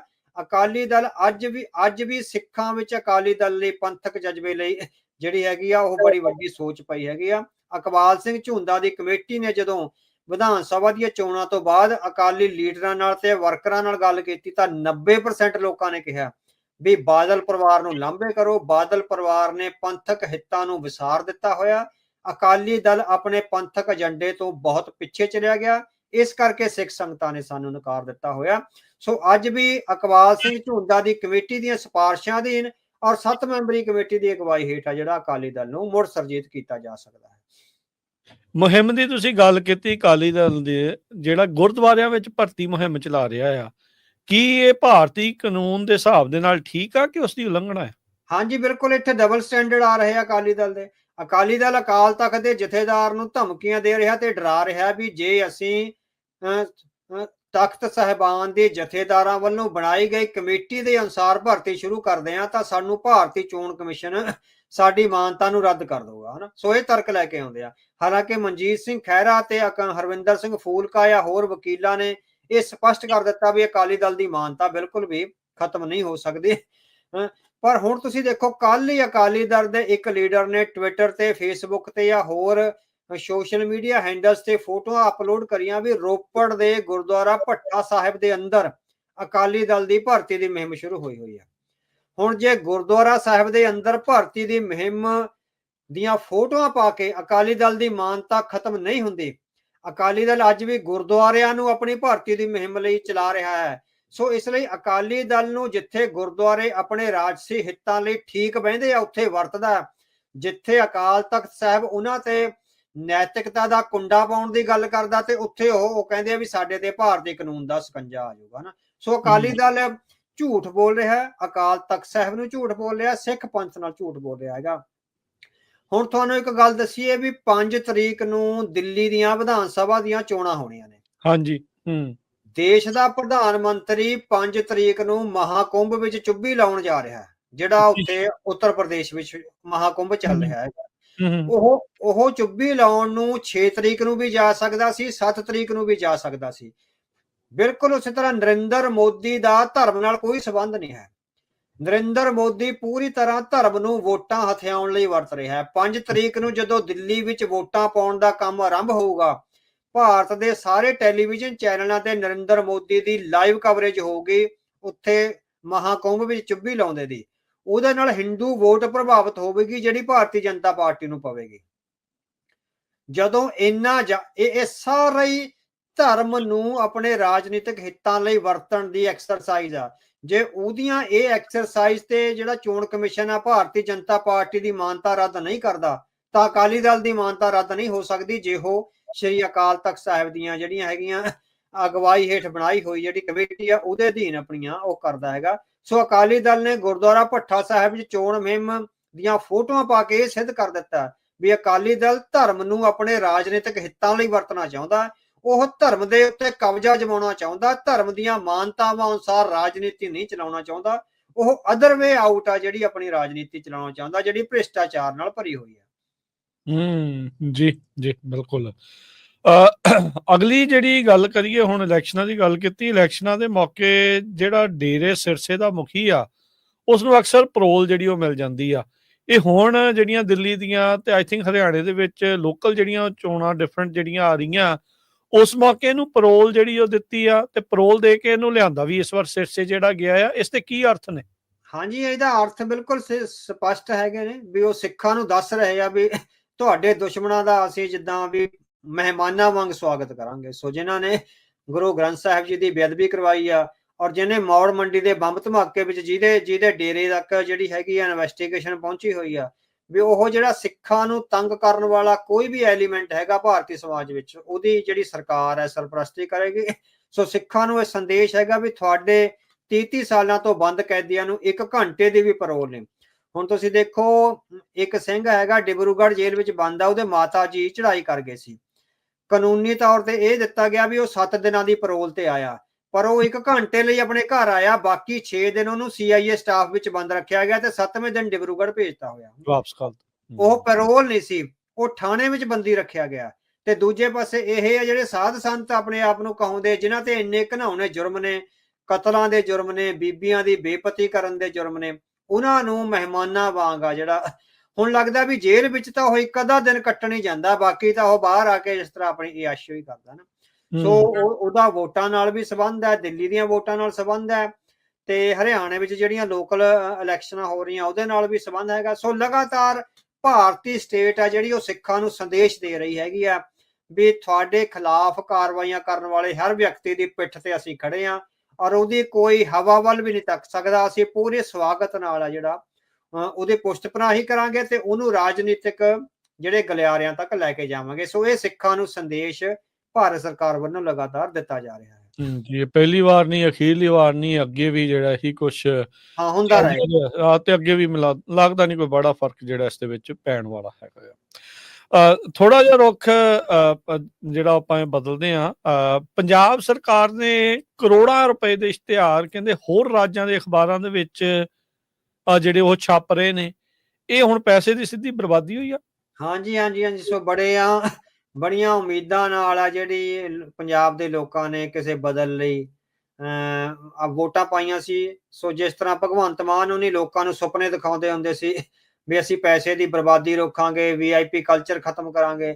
ਸੋ ਜਿਹੜੇ ਕਾਂਗਰਸ ਦੇ ਲੀਡਰ ਨੇ MLA ਪ੍ਰਗਟ ਸਿੰਘ, ਉਹਨਾਂ ਨੇ ਆਪਣੇ ਟਵਿੱਟਰ ਅਕਾਊਂਟ ਤੇ ਸ਼ੋਅ ਕਰਿਆ ਬੰਬੇ ਦੇ ਅਖਬਾਰਾਂ ਵਿੱਚ ਪੂਰੇ ਸਫੇ ਦਾ ਕਲਰ ਇਸ਼ਤਿਹਾਰ ਲੱਗਿਆ ਪੰਜਾਬ ਦੇ ਮੁੱਖ ਮੰਤਰੀ ਭਗਵੰਤ ਸਿੰਘ ਮਾਨ ਦਾ ਨਾ। ਸੋ ਇਹ ਹਿਮਾਕਤ ਤਾਂ ਕਦੇ ਅਕਾਲੀ ਦਲ ਔਰ ਕਾਂਗਰਸ ਨੇ ਨਹੀਂ ਸੀ ਕਰੀ ਵੀ ਸਾਨੂੰ ਬੰਬੇ ਦੇ ਅਖਬਾਰਾਂ ਵਿੱਚ ਇਸ਼ਤਿਹਾਰ ਦੇਣ ਦੀ ਕੀ ਜ਼ਰੂਰਤ ਆ, ਉਹ ਵੀ ਪੰਜਾਬ ਸਰਕਾਰ ਦੇ ਫੈਸਲੇ ਪੈਸਿਆਂ ਚੋਂ। ਸੋ ਇਟ ਮੀਨਸ ਹੁਣ ਤੁਸੀਂ ਦੇਖੋ ਆਪਾਂ ਮੀਡੀਆ 'ਚ ਰਹਿੰਦੇ ਹੈਗੇ, ਆਪਾਂ ਨੂੰ ਅਖਬਾਰਾਂ ਦੀਆਂ ਇਸ ਵੇਲੇ ਦੀਆਂ ਕੀਮਤਾਂ ਦਾ ਪਤਾ ਹੈ। ਬੰਬੇ ਵਿੱਚ ਛਪਣ ਵਾਲੇ ਜਿਹੜੇ ਅਖਬਾਰ ਨੇ, ਚਾਹੇ ਹਿੰਦੁਸਤਾਨ ਟਾਈਮ ਆ, ਦੈਨਿਕ ਜਾਗਰਣ ਆ, ਭਾਸਕਰ ਆ, ਮੇਰੇ ਹਿਸਾਬ ਨਾਲ ਵੀ ਘੱਟੋ ਘੱਟ ਉਹ ਜੇ ਇੱਕ ਸਫੇ ਦਾ ਹੁਣ ਪੂਰਾ ਬੰਬੇ, ਪੂਰੇ ਮਹਾਰਾਸ਼ਟਰ ਵਿੱਚੋਂ ਜਾਣੇ ਹੈਗੇ ਆ। ਪੂਰੇ ਮਹਾਰਾਸ਼ਟਰ ਵਿੱਚ ਜਿਹੜਾ ਅਖਬਾਰ ਜਾਂਦਾ ਉਹਦੀ ਇੱਕ ਸਫੇ ਦੀ ਕਲੜ ਜਿਹੜੀ ਹੈਗੀ ਆ ਘੱਟੋ ਘੱਟ ਵੀ 2 ਤੋਂ 5 ਕਰੋੜ ਰੁਪਏ ਤੱਕ ਹੋਗੀ। ਮੇਰੇ ਹਿਸਾਬ ਨਾਲ 5 ਕਰੋੜ ਤੱਕ ਉਹਦੀ ਕੀਮਤ ਇੱਕ ਅਖਬਾਰ ਦਾ ਮੈਗਜ਼ੀਨ, ਜਾਨੀ ਇੱਕ ਪੂਰੇ ਸਫੇ ਦਾ ਕਲਰ ਮੈਗਜ਼ੀਨ ਹੋਏਗਾ ਪੂਰੇ ਮਹਾਰਾਸ਼ਟਰ ਵਿੱਚ ਜਿਹੜਾ ਛਪਦਾ। ਜੇ 5 ਅਖਬਾਰਾਂ ਵਿੱਚ ਛਪਿਆ ਇਟ ਮੀਨਸ 25 ਕਰੋੜ ਰੁਪਈਆ ਤੁਸੀਂ ਇੱਕ ਦਿਨ 'ਚ ਬਰਬਾਦ ਕਰਤਾ ਪੰਜਾਬ ਦੇ ਟੈਕਸ ਪੇਅਰ ਮਨੀ ਦਾ, ਸਿਰਫ ਮਹਾਰਾਸ਼ਟਰ ਵਿੱਚ। ਫਿਰ ਗੁਜਰਾਤ ਵਿੱਚ ਛਪਿਆ, ਉੱਤਰ ਪ੍ਰਦੇਸ਼ ਵਿੱਚ ਛਪਿਆ, ਦਿੱਲੀ ਵਿੱਚ ਹਰ ਰੋਜ਼ ਛਪ ਰਿਹਾ। ਦਿੱਲੀ ਵਿੱਚ ਹੁਣ ਇਲੈਕਸ਼ਨਾਂ ਨੇ, ਹਰ ਰੋਜ਼ ਸਾਰੀਆਂ ਪ੍ਰਮੁੱਖ ਅਖਬਾਰਾਂ 'ਚ ਪੰਜਾਬ ਦੇ ਖਜ਼ਾਨੇ 'ਚੋਂ ਇਸ਼ਤਿਹਾਰ ਛਪ ਰਹੇ ਹੈਗੇ ਆ। ਸੋ ਬਹੁਤ ਵੱਡਾ ਖਜ਼ਾਨੇ ਨੂੰ ਜਿਹੜਾ ਹੈਗਾ ਉਹ ਲਾਇਆ ਜਾ ਰਿਹਾ, ਚੋਰੀ ਕੀਤੀ ਜਾ ਰਹੀ ਆ। ਜਿਹੜਾ ਭਾਰਤ ਦੇ 18 ਰਾਜਾਂ ਦੀ ਫਿਸਕਲ ਹੈਲਥ ਮੀਨਸ ਜਿਹੜੀ ਆਰਥਿਕ ਹਾਲਤ ਆ, ਆਰਥਿਕ ਸਿਹਤ ਦਾ ਸਰਵੇ ਆਇਆ ਹੈਗਾ ਭਾਰਤ ਦੀ ਇੱਕ ਬਹੁਤ ਹੀ ਮਾਨਤਾ ਪ੍ਰਾਪਤ ਸੰਸਥਾ ਵੱਲੋਂ। ਉਹਦੇ ਵਿੱਚ 18 ਰਾਜਾਂ ਵਿੱਚੋਂ ਪੰਜਾਬ ਦਾ 18ਵਾਂ ਨੰਬਰ ਹੈ, ਸਭ ਤੋਂ ਥੱਲੇ ਪੰਜਾਬ ਹੈ। ਸੋ ਇਹ ਉਹਦੀ ਫਿਜ਼ੀਕਲ ਹੈਲਥ ਮੀਨਸ ਜਿਹੜੀ ਆਰਥਿਕ ਸਿਹਤ ਹੈ ਜਿਹੜੀ ਉਹ ਆ ਰਿਹਾ। ਸੋ ਫਜ਼ੂਲ ਖਰਚੀਆਂ, ਬੀਬੀਆਂ ਨੂੰ ਬੱਸਾਂ ਦੀ ਮੁਫਤ ਸਹੂਲਤ ਦੇਣੀ ਜਾਂ ਮੁਫਤ ਬਿਜਲੀ ਦੀ ਸਹੂਲਤ ਦੇਣੀ। ਸੋ ਇਹਨਾਂ ਨੇ 24% ਜਿਹੜਾ GDP ਆ 1,09,000 ਕਰੋੜ ਰੁਪਏ ਦੀ ਆਮਦਨ ਹੈਗੀ ਆ ਸਾਲ ਦੀ ਪੰਜਾਬ ਨੂੰ, ਜਿਹਦੇ ਤੋਂ 24,000 ਕਰੋੜ ਰੁਪਈਆ ਸਿਰਫ ਬਿਜਲੀ ਦੇ ਬਿਲਾਂ, ਜਿਹੜੀ ਮੁਫਤ ਬਿਜਲੀ ਦਿੱਤੀ ਹੋਈ ਉਹਦੇ 'ਚ ਜਾ ਰਿਹਾ। ਤੁਹਾਡਾ 25% ਇੱਕਦਮ ਜਿਹੜਾ ਵਾਈਪ ਆਊਟ ਹੋ ਰਿਹਾ ਤੁਹਾਡੀ ਆਮਦਨ ਚੋਂ। ਸੋ 580 ਕਰੋੜ ਰੁਪਈਆ ਪਿਛਲੇ ਸਾਲ ਆ ਜਿਹੜਾ ਉਹ ਘੱਟ ਟੈਕਸ ਉਗਰਾਹੀ ਹੋਈ ਆ। 580 ਕਰੋੜ ਦਾ ਘਾਟਾ ਪਿਆ ਟੈਕਸ ਉਗਰਾਹੀ ਵਿੱਚ, ਕਰਾਂ ਦੀ ਉਗਰਾਹੀ ਵਿੱਚ ਨਾ। ਸਿਰਫ GST ਦੀ ਕਲੈਕਸ਼ਨ ਠੀਕ ਹੋਈ ਆ ਤੇ ਜਿਹੜੀ ਐਕਸਾਈਜ਼ ਦੀ ਕਲੈਕਸ਼ਨ ਠੀਕ ਹੋਈ ਆ। ਬਾਕੀ ਸਾਰੇ ਟਰਾਂਸਪੋਰਟੇਸ਼ਨ ਦਾ ਆਪ ਦੂਸਰਾ ਜਿਹੜਾ ਇੱਥੋਂ ਕਚਹਿਰੀਆਂ ਚੋਂ ਮਾਲੀਆ ਆਉਣਾ ਹੁੰਦਾ, ਤਹਿਸੀਲਾਂ ਚੋਂ ਮਾਲੀਆ ਆਉਣਾ ਹੁੰਦਾ, ਹੋਰ ਸਾਰੇ ਨੇ ਉਹ ਘਟੇ ਨੇ। 580 ਕਰੋੜ ਰੁਪਇਆ ਘਟਿਆ। 580 ਕਰੋੜ ਘਟ ਗਿਆ, 24% ਤੁਸੀਂ ਸਬਸਿਡੀ ਦੇ ਰਹੇ ਹੋ। 800 ਕਰੋੜ ਦਾ ਤੁਹਾਡਾ ਸਾਲ ਦਾ ਐਡਵਰਟਾਈਜ਼ਮੈਂਟ ਦਾ ਬਜਟ ਆ, ਤੁਸੀਂ ਲੈ ਕਿੱਧਰ ਨੂੰ ਜਾ ਰਹੇ ਹੋ ਸਟੇਟ ਨੂੰ, ਹਨਾ। ਸੋ ਆਰਥਿਕ ਤੌਰ ਤੇ ਜਦੋਂ 2 ਸਾਲਾਂ ਬਾਅਦ ਇਹ ਸਰਕਾਰ ਨੇ ਜਾਣਾ ਤਾਂ ਘੱਟੋ ਘੱਟ 5 ਲੱਖ ਕਰੋੜ ਦਾ ਕਰਜ਼ਾ ਪੰਜਾਬ ਸਿਰ ਚੜਿਆ ਹੋਊਗਾ। ਸੋ ਅਸੀਂ ਕਿਹੜੇ ਮੂੰਹ ਨਾਲ ਕਹਿ ਦਈਏ ਵੀ ਜਿਹੜੇ ਕਹਿੰਦੇ ਸੀ ਅਸੀਂ ਰਾਜਨੀਤੀ ਬਦਲਣ ਆਏ ਆ, ਕਰਨ ਨਹੀਂ ਆਏ। ਸੋ ਪੰਜਾਬ ਨੂੰ ਹੋਰ ਗਰਕਾ ਰਹੇ ਨੇ। ਇਹ ਤਾਂ ਕਦੀ ਕਾਂਗਰਸ ਔਰ ਅਕਾਲੀ ਦਲ ਨੇ ਨਹੀਂ ਕਰਿਆ ਵੀ ਮਹਾਰਾਸ਼ਟਰ ਤੇ ਕੇਰਲਾ ਦੇ ਜਾਂ ਦਿੱਲੀ ਦੇ ਅਖਬਾਰਾਂ ਵਿੱਚ ਜਾ ਕੇ ਇਸ਼ਤਿਹਾਰ ਦਿੱਤੇ ਜਾਣ। ਸੋ ਘੱਟੋ ਘੱਟ ਅਕਾਲੀ ਦਲ ਔਰ ਕਾਂਗਰਸ ਪੰਜਾਬ ਲਈ ਤਾਂ ਸੋਚਦੇ, ਠੀਕ ਹੈ ਪੰਜਾਬ ਵਿੱਚ ਉਹਨਾਂ ਨੇ ਬਹੁਤ ਗੜਬੜਾਂ ਕੀਤੀਆਂ, ਪਰ ਇਸ ਤਰ੍ਹਾਂ ਪੈਸੇ ਦਾ ਉਜਾੜਾ ਤਾਂ ਨਹੀਂ ਸੀ ਕੀਤਾ। ਇਹ ਇੱਕ ਪੱਖ ਸੋਚਣ ਵਾਲਾ ਤਾਂ ਹੈਗਾ। ਜੀ ਜੀ ਬਿਲਕੁਲ। ਅੱਗੇ ਜਿਹੜਾ ਆ ਅਵਤਾਰ ਸਿੰਘ ਜੀ ਗੱਲ ਕਰਦੇ ਆ, ਅਮਰੀਕਾ ਦੇ ਵਿੱਚ ਪ੍ਰਸ਼ਾਸਨ ਬਦਲਿਆ, ਇੱਥੇ ਹੁਣ ਇਮੀਗ੍ਰੇਸ਼ਨ ਨੂੰ ਲੈ ਕੇ ਬਹੁਤ ਵੱਡਾ ਕ੍ਰੈਕਡਾਊਨ ਚੱਲ ਰਿਹਾ ਆ, ਛਾਪੇਮਾਰੀ ਹੋ ਰਹੀ ਆ। ਉਧਰ ਭਾਰਤੀ ਮੀਡੀਆ ਨੇ ਅਮਰੀਕਾ ਦੇ ਵਿੱਚ ਗੁਰੂ ਘਰਾਂ ਵਿੱਚ ਆਈਸ ਦੇ ਛਾਪੇ, ਪੁਲਿਸ ਦੇ ਛਾਪਿਆਂ ਦੀ ਝੂਠੀ ਖਬਰ ਫੈਲਾ ਦਿੱਤੀ। ਫਲਾਈ ਵੀ ਹੈ ਪੂਰੇ ਪੰਜਾਬ ਜਿਹੜੇ ਆ ਮੁਲਕ ਪੱਧਰ ਦੇ ਵਿੱਚ, ਕੋਈ ਛੋਟੀ ਤੋਂ ਕੋਈ ਵੱਡੀ ਅਖਬਾਰ ਕਿਸੇ ਨੇ ਵੀ ਇਹ ਚੀਜ਼ ਨੂੰ ਛੱਡਿਆ ਨਹੀਂ। ਉਹ ਵੀ ਝੂਠ ਬਗੈਰ ਤੱਥਾਂ ਤੋਂ ਜਿਹੜਾ ਆ ਇਸ ਖਬਰ ਨੂੰ ਫੈਲਾਇਆ ਜਾ ਰਿਹਾ ਸੀਗਾ। ਇਸ ਦੇ ਪਿੱਛੇ ਕੀ ਕਾਰਨ ਤੁਹਾਨੂੰ ਲੱਗਦੇ ਨੇ? ਹਾਂਜੀ ਹਾਂਜੀ, ਸੋ ਮੈਂ ਇਹੀ ਜਿਹੀਆਂ ਖਬਰਾਂ ਦਾ ਵੈਸੇ ਸਵਾਗਤ ਕਰਦਾ ਹੁੰਦਾ, ਮੇਰਾ ਵੱਖਰਾ ਰਾਏ ਹੁੰਦੀ ਹੈਗੀ ਹੈ ਨਾ ਜੀ। ਹਾਂਜੀ ਹਾਂ ਬਿਲਕੁਲ। ਸੋ ਜਦੋਂ ਨਾ ਤੁਸੀਂ ਦੇਖੋ ਪਿਛਲੇ ਸਮੇਂ ਦੌਰਾਨ ਹੋਇਆ, ਉੱਤਰ ਪ੍ਰਦੇਸ਼ ਵਿੱਚ ਇੱਕ ਸਿੱਖ IAS ਅਫਸਰ ਸੀਗਾ, ਉਹਦੀ ਕੁਛ ਭਾਰਤੀ ਜਨਤਾ ਪਾਰਟੀ ਦੇ ਗੁੰਡਿਆਂ ਨੇ ਖਿੱਚਤੂ ਕਰੀ ਆ, ਉਹਦਾ ਬਹੁਤ ਅਪਮਾਨ ਕਰਿਆ। ਇਸੇ ਤਰ੍ਹਾਂ ਤੁਸੀਂ ਦੇਖੋ ਇੱਕ ਪੱਛਮੀ ਬੰਗਾਲ ਵਿੱਚ ਹੋਇਆ ਸੀਗਾ, ਇੱਕ ਸਿੱਖ ਪੁਲਿਸ ਆਫਿਸਰ ਆ ਜਿਹਨੂੰ ਖਾਲਿਸਤਾਨੀ ਕਹਿ ਕੇ ਜਾਂ ਹੋਰ ਦੇਸ਼ ਧਰੋਹੀ ਕਹਿ ਕੇ ਭਾਰਤੀ ਜਨਤਾ ਪਾਰਟੀ ਦੇ ਹਮਾਇਤੀਆਂ ਨੇ ਕਰਿਆ ਸੀਗਾ।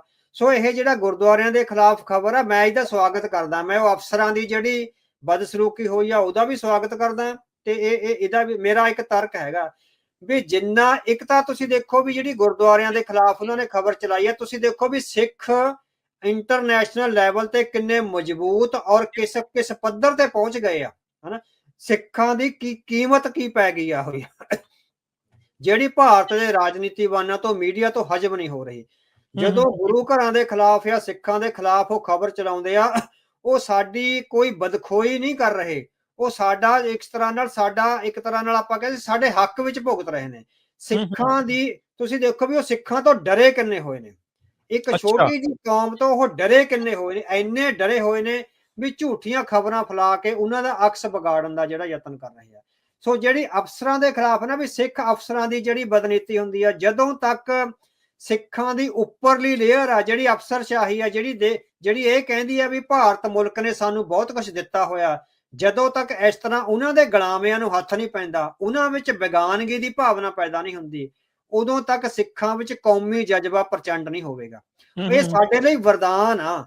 ਸਿੱਖ ਪੁਲਿਸ ਅਫਸਰਾਂ ਦੀ ਬੇਇੱਜ਼ਤੀ ਹੋਣੀ, ਬੇਪਤੀ ਹੋਣੀ, ਇਹ ਕੌਮ ਲਈ ਵਰਦਾਨ ਆ। ਜਦੋਂ ਟੌਪ ਦੀ ਕਰੀਮੀ ਲੇਅਰ ਦੇ ਗਲ ਨੂੰ ਹੱਥ ਪਊਗਾ ਤਾਂ ਉਹਨਾਂ ਵਿੱਚ ਬੇਗਾਨਗੀ ਆਊਗੀ, ਤਾਂ ਕੌਮ ਵਿੱਚ ਇਕਮੁੱਠਤਾ ਆਊਗੀ। ਇਹ ਕੌਮ ਵਿੱਚ ਇਕਮੁੱਠਤਾ ਜਿਹੜੀ ਹੈਗੀ ਆ ਲਿਆਉਣ ਦੇ ਕਾਰਨ ਆ। ਗੁਰੂ ਘਰਾਂ ਦੇ ਖਿਲਾਫ ਜਿਹੜੀ ਇਹ ਸਾਰੀ ਹਾਲਾਂਕਿ ਕੋਈ ਵੀ ਇਹਦਾ ਤੱਥ ਨਹੀਂ, ਕੋਈ ਕੁਛ ਨਹੀਂ, ਬਿਨਾਂ ਹੀ ਗੱਲ ਤੋਂ ਜਿਹੜੀ ਫੈਲਾਈ ਜਾ ਰਹੀ ਹੈ। ਸੋ ਆਪਾਂ ਡਿਫੈਂਸਿਵ ਨਾ ਹੋਈਏ, ਆਪਾਂ ਇਹਨੂੰ ਵਰਦਾਨ ਦੇ ਤੌਰ ਤੇ ਲਈਏ। ਉਹ ਸਾਡੀ ਸੇਵਾ ਕਰ ਰਹੇ ਨੇ, ਭਾਰਤੀ ਮੀਡੀਆ ਸਿੱਖਾਂ ਦੀ ਸੇਵਾ ਕਰ ਰਿਹਾ ਹੈ। ਸਿੱਖਾਂ ਦੇ ਖਿਲਾਫ ਇਹ ਊਲ ਜਲੂਲ ਖਬਰਾਂ ਫੈਲਾ ਕੇ ਇਹ ਤੋਂ ਪਤਾ ਲੱਗਦਾ ਸਿੱਖ ਦੁਨੀਆ ਭਰ ਵਿੱਚ ਕਿੱਡੀ ਵੱਡੀ ਤਾਕਤ ਦੇ ਤੌਰ ਤੇ ਉੱਭਰ ਰਹੇ ਆ।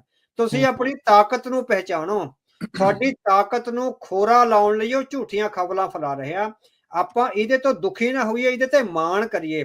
ਆਪਾਂ ਉਹਨਾਂ ਨੂੰ ਸਗੋਂ ਅਪੀਲ ਕਰੀਏ ਵੀ ਹਰ ਰੋਜ਼ ਸਿੱਖਾਂ ਦੇ ਖਿਲਾਫ ਖਬਰਾਂ ਫੈਲਾਈਆਂ ਜਾਣ, ਤਾਂ ਕਿ ਸਾਡੀ ਇੰਟਰਨੈਸ਼ਨਲ ਤਾਕਤ ਵਧੇ ਔਰ ਸਿੱਖਾਂ ਵਿੱਚ ਇਹ ਭਾਵਨਾ ਪੈਦਾ ਹੋਵੇ ਵੀ ਅਸੀਂ ਗੁਰੂ ਮਹਾਰਾਜ ਦੇ ਸਪੁੱਤਰ ਆ। ਜਿੰਨੇ ਵੀ ਜਿਹੜੇ ਗੁਰੂ ਗੋਬਿੰਦ ਸਿੰਘ ਜੀ ਦੇ ਪੁੱਤਰ ਪੁੱਤਰੀਆਂ ਨੇ, ਉਹ ਇੱਕ ਕੌਮ ਦਾ ਹਿੱਸਾ ਹੈ।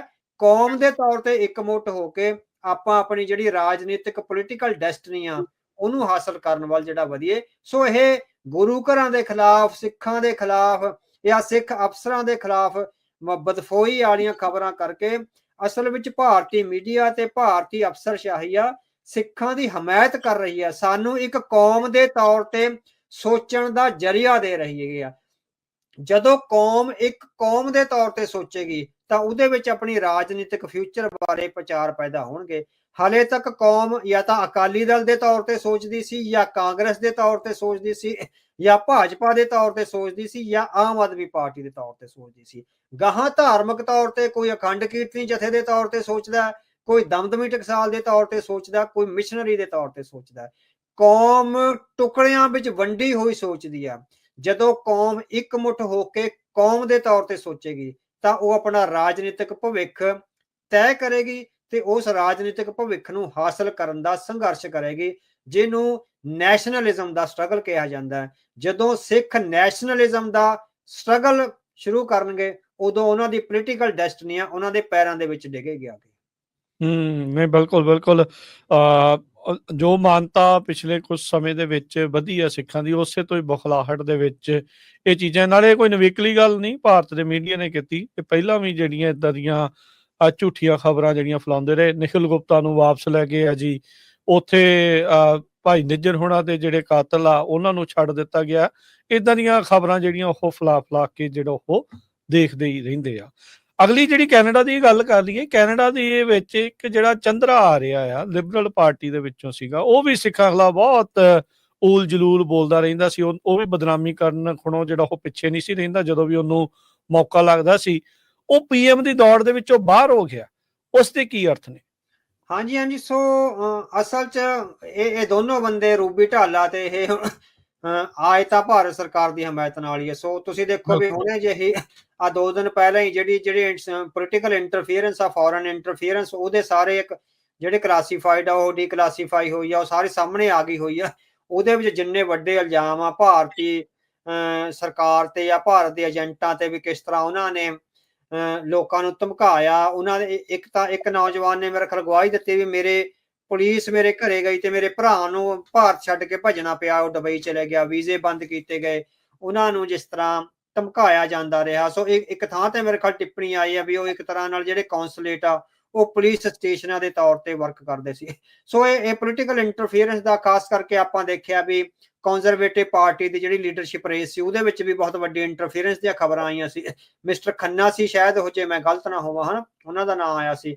ਸੋ ਇਹ ਜਿਹੜਾ ਚੰਦਰ ਆਰੀਆ ਇੱਕ ਤਰ੍ਹਾਂ ਨਾਲ ਆਪਾਂ ਕਹਿ ਸਕਦੇ ਹਾਂ ਵੀ ਭਾਰਤੀ ਜਨਤਾ ਪਾਰਟੀ ਦਾ ਸਪੋਕਸਮੈਨ ਦੇ ਤੌਰ ਤੇ ਇਹਨਾਂ ਲਿਬਰਲ ਮੁਲਕਾਂ ਵਿੱਚ ਆ ਜਿਹੜੇ ਉਹ ਵਿਚਰ ਰਹੇ ਹੈਗੇ ਆ। ਸੋ ਇੰਨੀ ਜਿਹੜੀ ਆਪਾਂ ਨਫ਼ਰਤੀ ਰਾਜਨੀਤੀ ਆ ਉਹ ਲਿਬਰਲ ਮੁਲਕਾਂ ਦੀ ਜਿਹੜੀ ਹੈਗੀ ਆ ਇੱਕ ਜਿਹੜੀ ਖੁੱਲਾਪਣ ਆ ਉਹਦਾ ਫਾਇਦਾ ਉਠਾ ਕੇ ਜਿਹੜੀ ਨਫ਼ਰਤ ਭਰਪੂਰ ਰਾਜਨੀਤੀ ਉਠਾਉਣ ਦਾ ਜਿਹੜਾ ਯਤਨ ਕਰ ਰਹੇ ਸੀ। ਪਰ ਇਹ ਜਿਹੜੇ ਪੱਛਮੀ ਮੁਲਕ ਨੇ ਇਹਨਾਂ ਦੀ ਡੈਮੋਕ੍ਰੇਸੀ ਇੰਨੀ ਕੱਚੀ ਡੈਮੋਕ੍ਰੇਸੀ ਨਹੀਂ ਹੈ ਵੀ ਇਹ ਜਿਹੜੇ ਲੋਕ ਆ ਜਿਹੜੇ ਫਿਰਕੂ ਲੋਕ ਨੇ ਉਹ ਉੱਪਰਲੀਆਂ ਥਾਵਾਂ ਤੇ ਪਹੁੰਚ ਜਾਣਗੇ।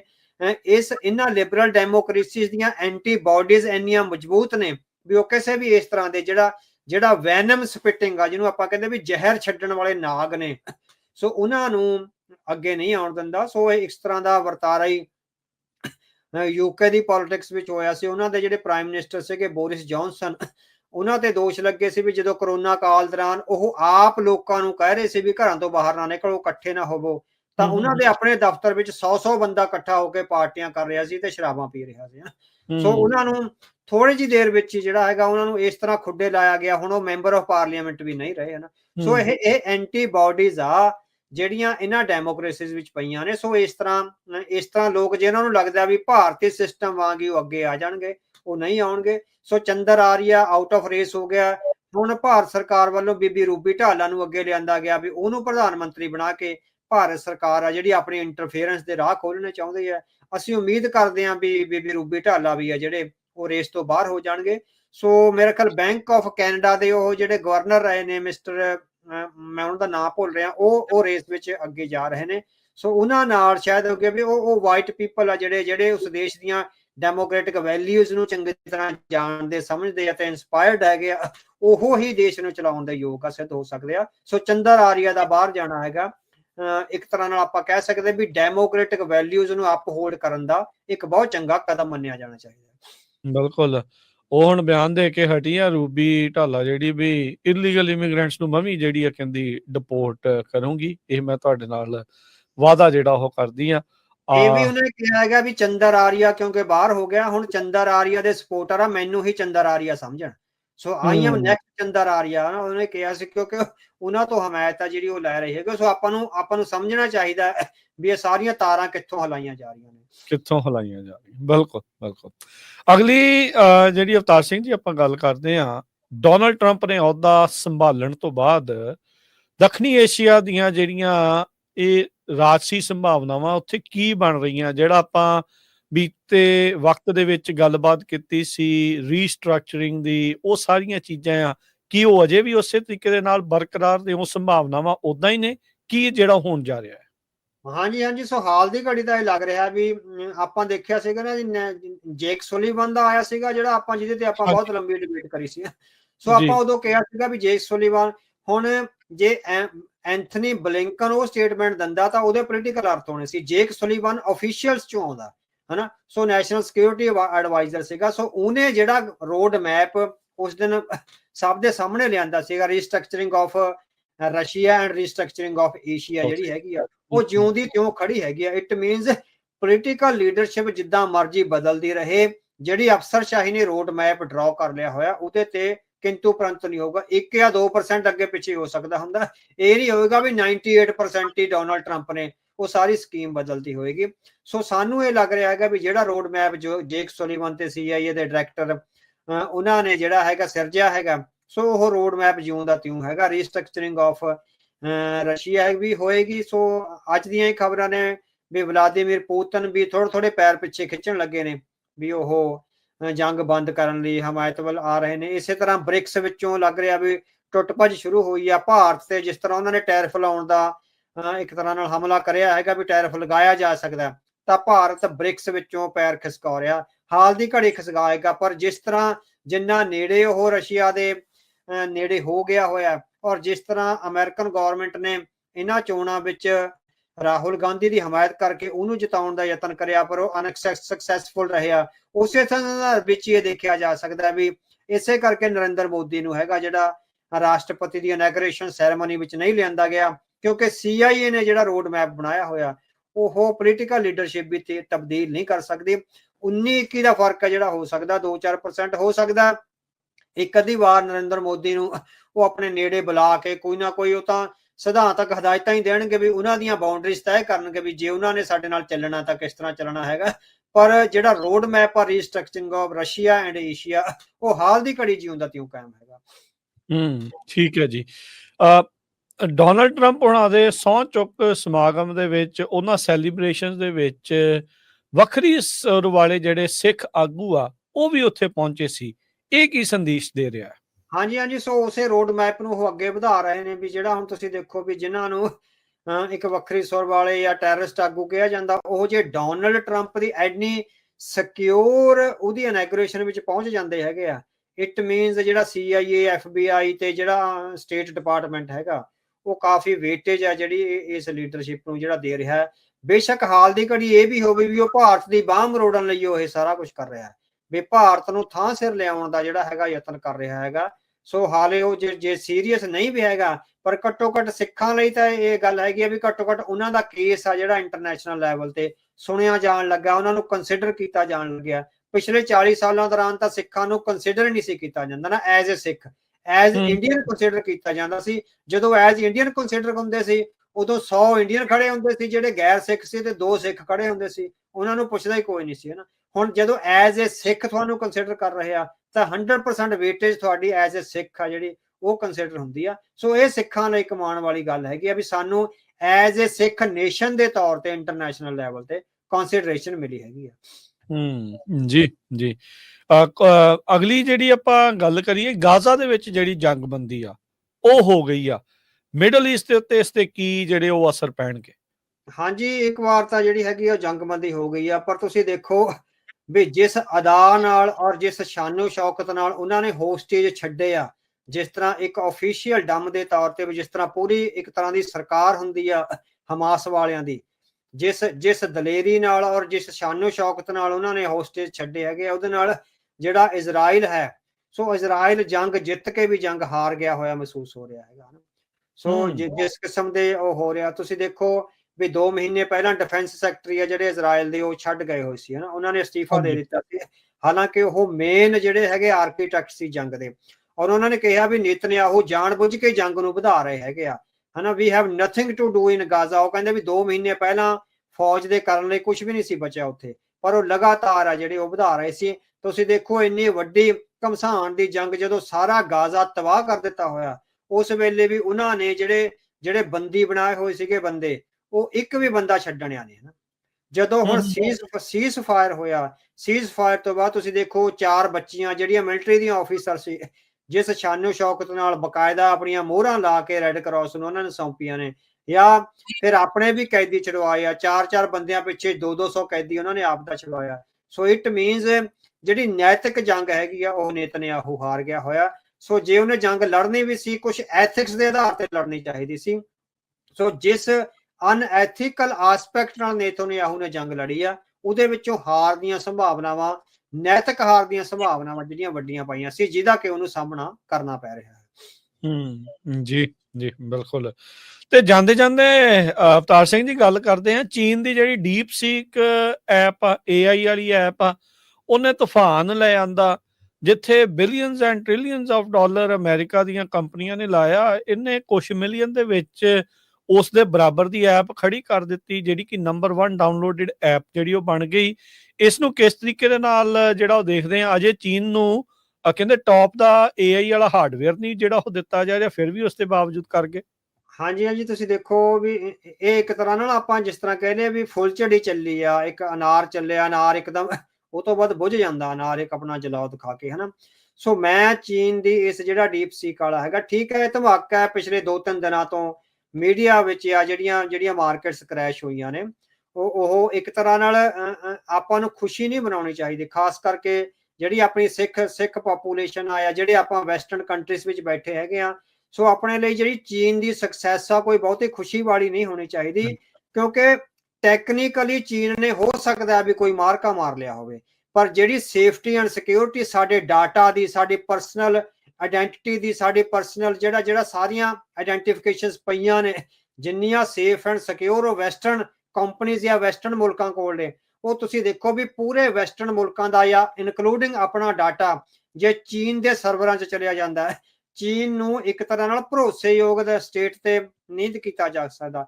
ਚੀਨ, ਰਸ਼ੀਆ ਤੇ ਇੰਡੀਆ ਨੂੰ ਇੱਕ ਭਰੋਸੇਯੋਗ ਸਟੇਟ ਦੇ ਤੌਰ ਤੇ ਮਾਨਤਾ ਨਹੀਂ ਦਿੱਤੀ ਜਾ ਸਕਦੀ ਜਿੰਨੀ ਭਰੋਸੇਯੋਗਤਾ ਵੈਸਟਰਨ ਕੰਟਰੀਜ਼ ਦੀ ਹੈ। ਇੱਥੇ ਆਪਾਂ ਸਾਰੇ ਡਾਟਾ ਪ੍ਰੋਟੈਕਸ਼ਨ ਐਕਟ ਰਾਹੀਂ ਪ੍ਰੋਟੈਕਟਡ ਆ, ਆਪਣਾ ਡਾਟਾ ਲੀਕ ਨਹੀਂ ਕੀਤਾ ਜਾ ਸਕਦਾ। ਈਵਨ ਤੁਸੀਂ ਦੇਖੋ ਆਪਣੀਆਂ ਇੰਸ਼ੋਰੈਂਸ ਕੰਪਨੀਆਂ, ਆਪਣੇ ਬੈਂਕ ਜਾਂ ਆਪਣੀਆਂ ਹੋਰ ਸੰਸਥਾਵਾਂ, ਜਦੋਂ ਆਪਾਂ ਉਹਨਾਂ ਨਾਲ ਇੰਟਰੈਕਟ ਕਰਦੇ ਆ, ਸਾਨੂੰ ਨਾਲ ਦੇ ਨਾਲ ਦੱਸਦੇ ਹੈਗੇ ਆ ਵੀ ਤੁਹਾਡਾ ਡਾਟਾ ਕਿਸੇ ਵੀ ਥਰਡ ਵਰਲਡ ਕੰਟਰੀ ਵਿੱਚ ਨਹੀਂ ਰੱਖਿਆ ਜਾਊਗਾ, ਸਟੋਰੇਜ ਨਹੀਂ ਕੀਤਾ ਜਾਊਗਾ, ਉਹ ਡਾਟਾ ਸਾਰਾ ਵੈਸਟਰਨ ਕੰਟਰੀਜ਼ ਵਿੱਚ ਹੀ ਹੋਊਗਾ।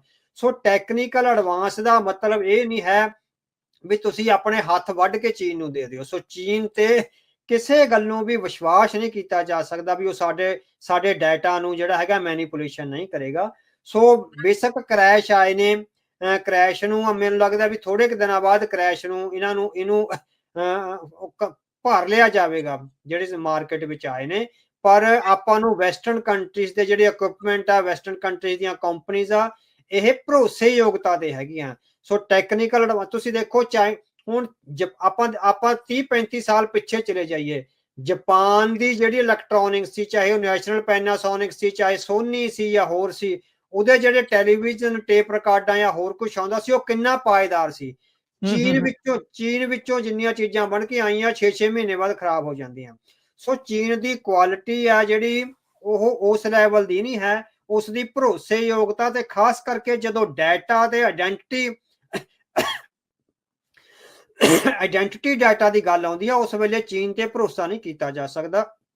ਸੋ ਆਪਾਂ ਇਹ ਨਾ ਦੇਖੀਏ ਵੀ ਸਾਨੂੰ ਸਸਤੀਆਂ ਚੀਜ਼ਾਂ ਮਿਲ ਰਹੀਆਂ ਨੇ। ਡੀਪ ਸੀਕ ਨੇ ਸਾਨੂੰ ਸਸਤੇ ਟੂਲ ਦੇ ਦਿੱਤੇ ਨੇ, ਡੀਪ ਸੀਕ ਨੇ ਸਾਨੂੰ ਸਸਤਾ ਬੋਟਿੰਗ ਮਾਡਲ ਦੇ ਦਿੱਤਾ। ਅਸਾਂ ਇਹ ਵੀ ਦੇਖੀਏ ਵੀ ਸਾਡੀ ਆਇਡੈਂਟੀਟੀ ਤਾਂ ਨਹੀਂ ਕੰਪਰੋਮਾਈਜ਼ ਹੁੰਦੀ।